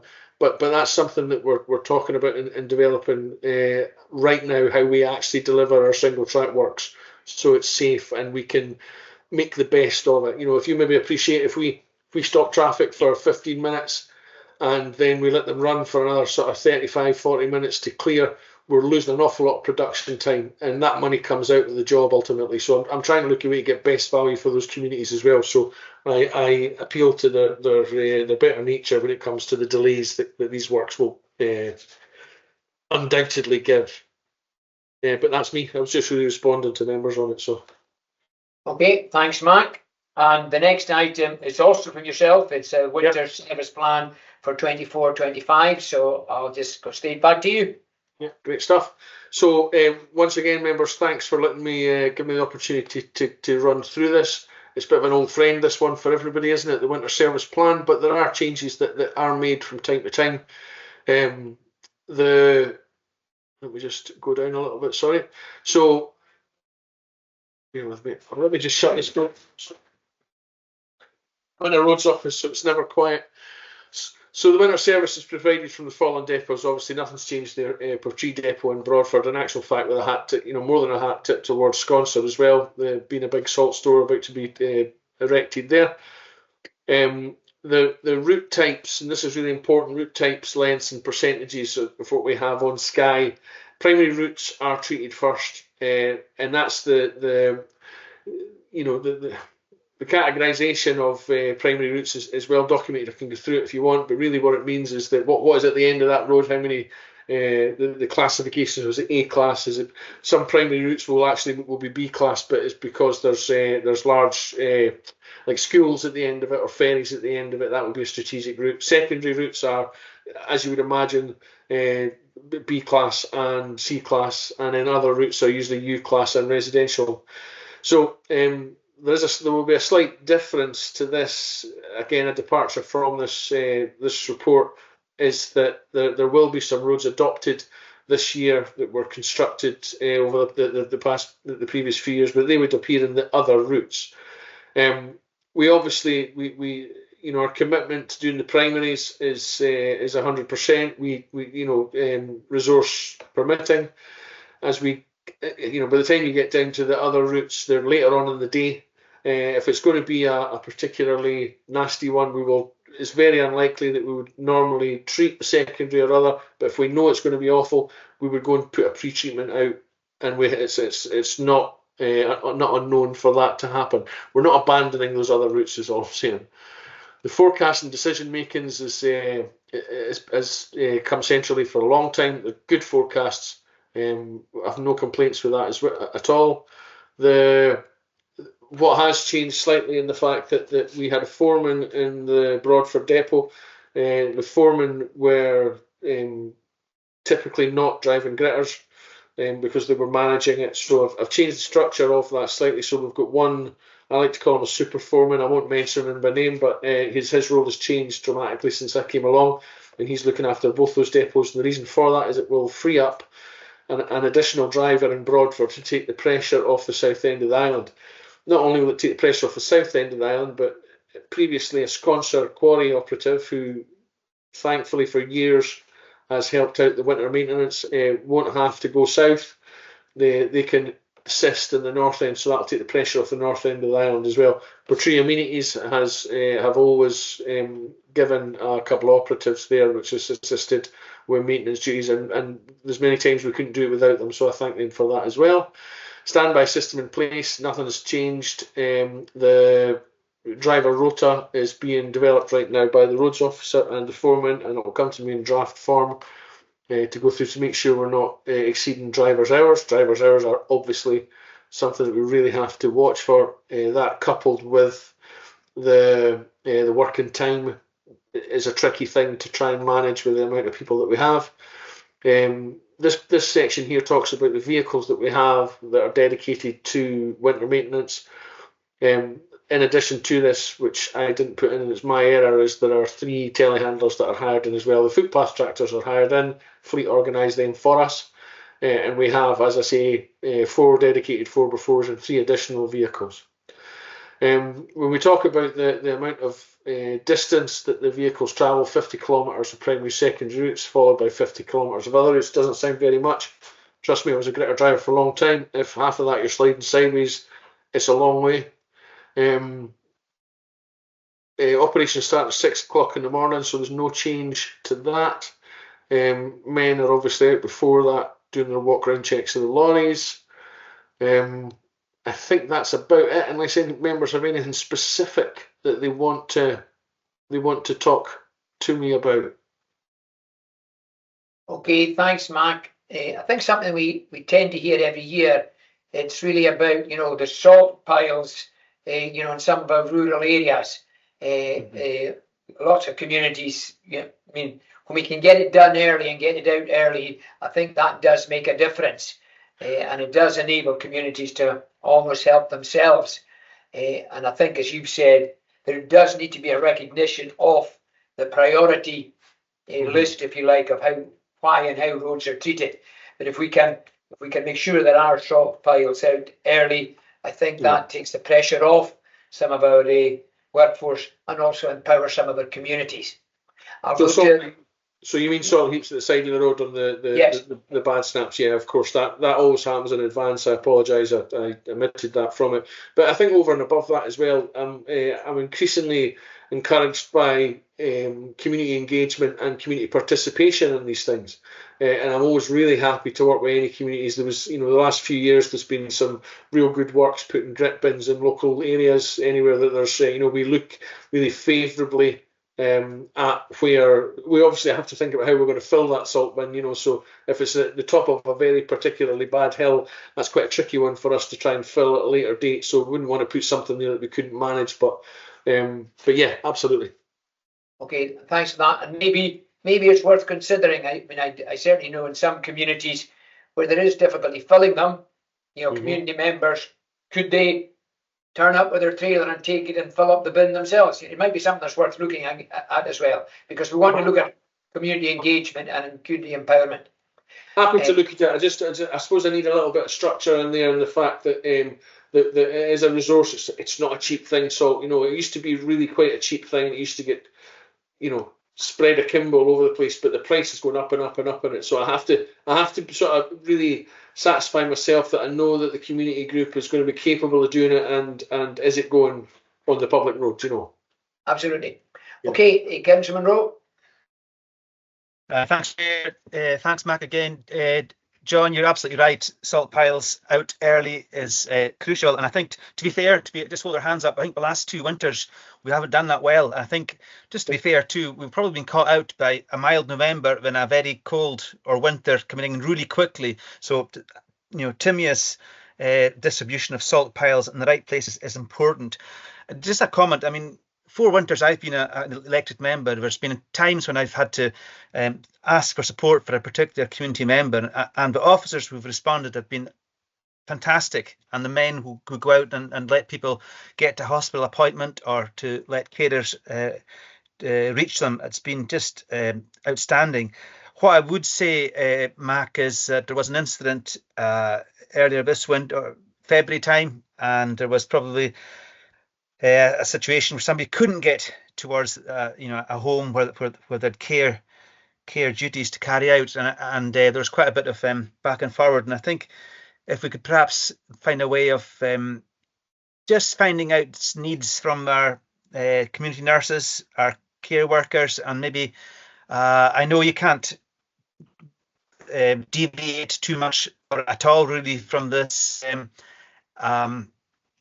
this program you set out here, but I think probably there are times when we can just tailor for particular situations by good communication. So maybe that's something I can speak to you with outside the meeting, but I hope we can maybe work on that just to get the very best out of our resources we have.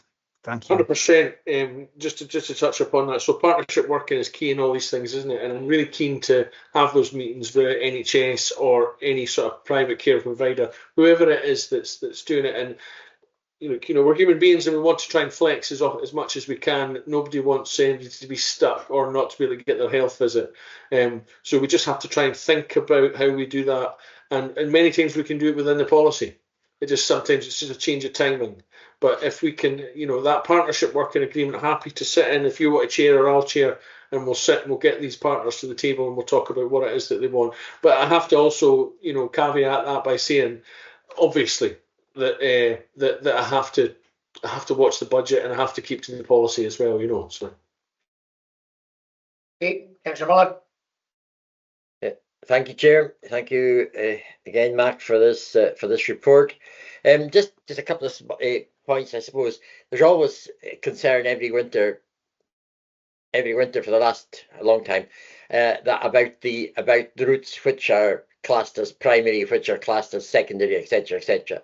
And I think it's quite important.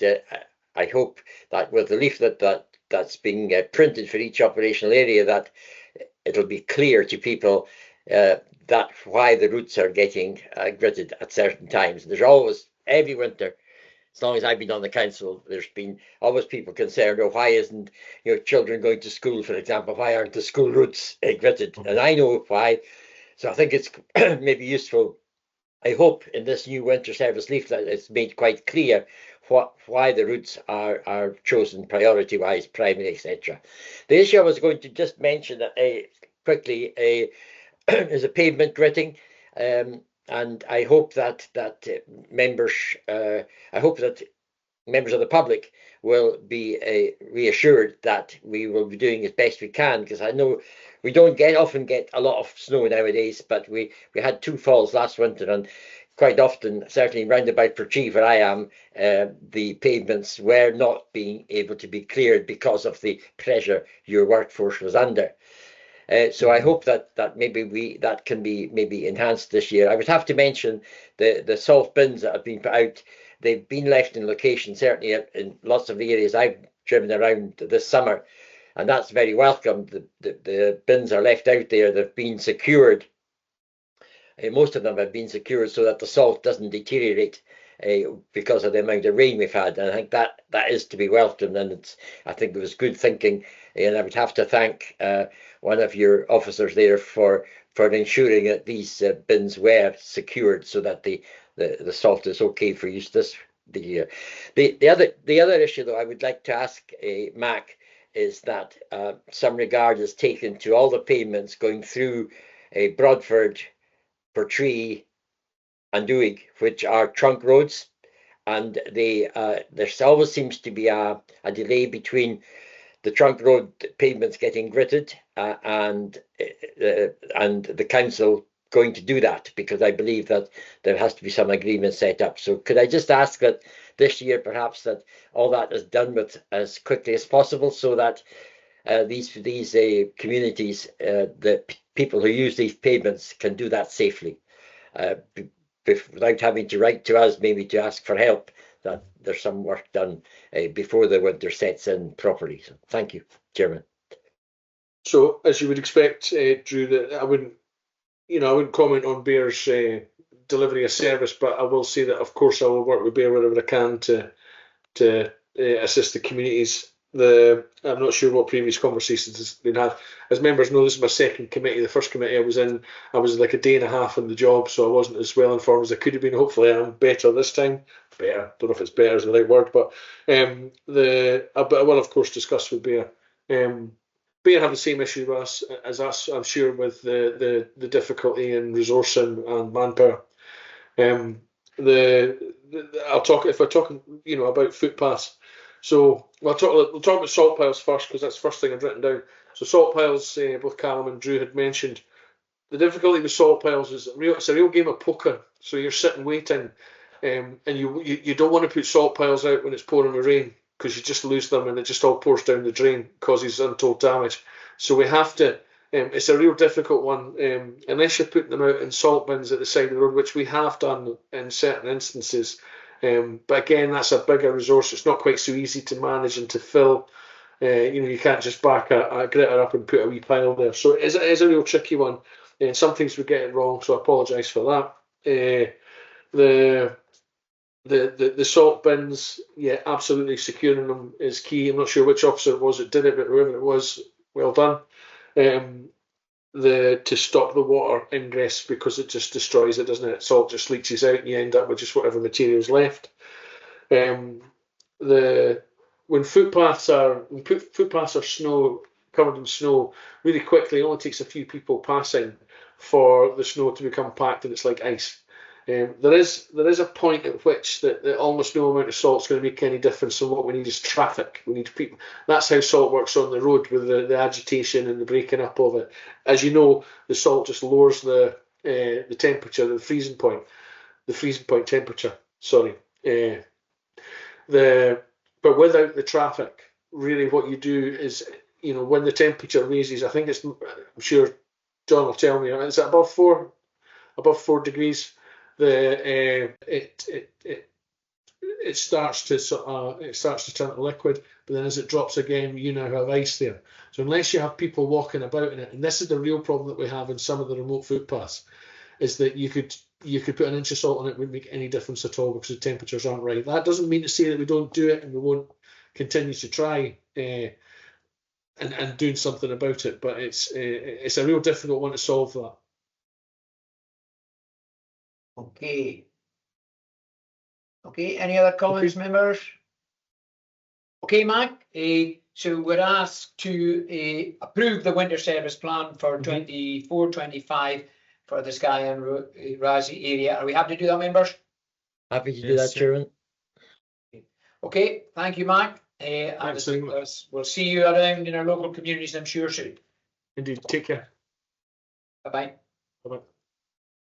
Okay, members, moving on to item 11, the bereavement services update. Now, I'm not sure who's with me. It's John McLean today. I wasn't sure it was going to be Alan, but it looks like we've got John. Hi, John. I don't know if you've been to our area committee before, but welcome anyway. And you're going to give us an update on bereavement service updates around the Skye and Raasay area. Chair, I'm just going to excuse myself for a minute. If that's okay, I'll be back shortly. Okay, right. Thank you. Thanks, Chair, and good afternoon, members. Yep, no, this is my first appearance on your committee, so thanks for having me along. So we're just here to give you an update on the projects for burial ground extensions in the Skye and Raasay area as part of the Council's 5-year approved capital programme. So I'd like to bring your attention to paragraph 5.3 of the report, which lists some of the challenges we face when we're trying to extend burial grounds or we're looking to develop new burial grounds. So that's the land availability with purchase cost, developmental costs, land suitability and geology. We must comply with SEPA guidelines, regulatory requirements, not cause any pollution to the environment, and it's got to fit in with local planning considerations. So just Appendix 2 lists the current approved projects, and as you'll see, they're all in green with project RAG status. Just a quick overcap of the ones we've got in Skye there. Planning permission has been granted for the next phases of Portree, which will give an extra 600 layers. We're just now awaiting final approval from Transport Scotland regarding the access. We're expecting the tender to go out for the works by the end of September. We're waiting in Dunvegan, where planning's in, we're just waiting for that to come through, and that will increase capacity by up to 75 years. And Strathbradford is with 84 additional layers, increasing the capacity by 7.5 years, and there's additional land there for future phases. And just a quick one in 5.6, in addition to approved capital programme, the team have been taking forward some smaller projects, which has been funded through the Health and Prosperity Strategy investment, which is listed in 5.6 as mentioned there. So happy to take any questions or comments. Thanks, Chair. Okay, we'll go down members. I think, Drew, you were interested in this one. I'll go to you first. Yeah, thank you. I just had to move out off camera, but I could hear John talking there. So, no, that's great. Thanks very much. Thank you for the report. There's obviously, it's a very sensitive issue with when cemeteries are marked as closed, but they haven't got any layers left. So I really welcome the news you gave us just now about the Portree going out for tender, because already the little extension is getting worryingly occupied, shall we say. So I hope that the tenders will go out, as you suggested, before the end of September, and hopefully the contract will be awarded and started very quickly. Certainly, I think it's about 2 years ago that when it was publicised, that the community council, who sadly don't exist anymore in Portree, but they did endorse the plan eventually and allowed it to go ahead. Of course, it hasn't gone ahead, so it's quite a bit of a worrying delay. But thankfully, we had that extension that was opened up, the very small extension. But we've wasted a lot of time, because I think it's probably maybe 10 years since initially the extension was talked about. So obviously, costs have gone up considerably. The other worrying is I suppose, or the good news, sorry. Thank you for the good news about Dunvegan as well, because I think that's I attend the Dunvegan Community Council as the allocated or allotted councillor there. So I think that'll be good news for them as well, is that's progressing. The only worrying thing, I suppose, is the scabies one, John. There's been tests, as you well know, carried out in a couple of locations which weren't suitable. I know that you're looking at another area at Borv, and I noticed an email come in just a couple of days ago for your information. You may not have seen it yet. I think it was sent to Kevin, but just a reminder that from a private individual, a member of the public, that there was land available perhaps near Kensalire, down near the church there. So I hope that something can be done quickly about the scabies area, because at the moment I believe the cemetery is full, though there may be obviously some people who have layers there that will be able to access that, but it's quite a worry. in such a big area that the Skye Cemetery covers, that really the nearest one is probably either Portree or Edinburgh. And people even nowadays do still like to be buried in their own communities, if that's possible at all. So thank you for the report, and I know that you're under pressure, but I hope that, as I say, Portree certainly the contract will be awarded, and then we can see some progress there. So thanks very much, Chairman, for allowing me in first. Thank you. Okay, thank you. Councillor Monroe. Thanks, Chair. Good afternoon, John. Thanks for coming to committee. Just a question about the Keiladialich Cemetery in Staffin. Good to see work has been completed to give us nearly 7 years of capacity, but that's one of the lower end of our cemeteries in terms of capacity. I think there is land for development there. Is that something you can confirm, John? Thanks. Okay, and I'll just come in, John. Finally, Strath. So you've said all the work there is completed, and there's additional land acquisition for next phase is complete, and I'm sure that's from the Forestry Commission, so that's good to know. And just a wee update, maybe, John, as regards Ashig. There were investigations happening at Ashig when Hugh Gardner and Alf Leslie were involved, and we did have meetings. I think everything went quiet, but there were site investigations, and I understand that maybe they weren't positive in terms of what could happen. So I think the community would appreciate maybe an update on that, and even if it unfortunately is that there's no possible works going to happen at this time. So back to you, John. Rightio, thank you, Chair. Thanks for all the comments there, councillors.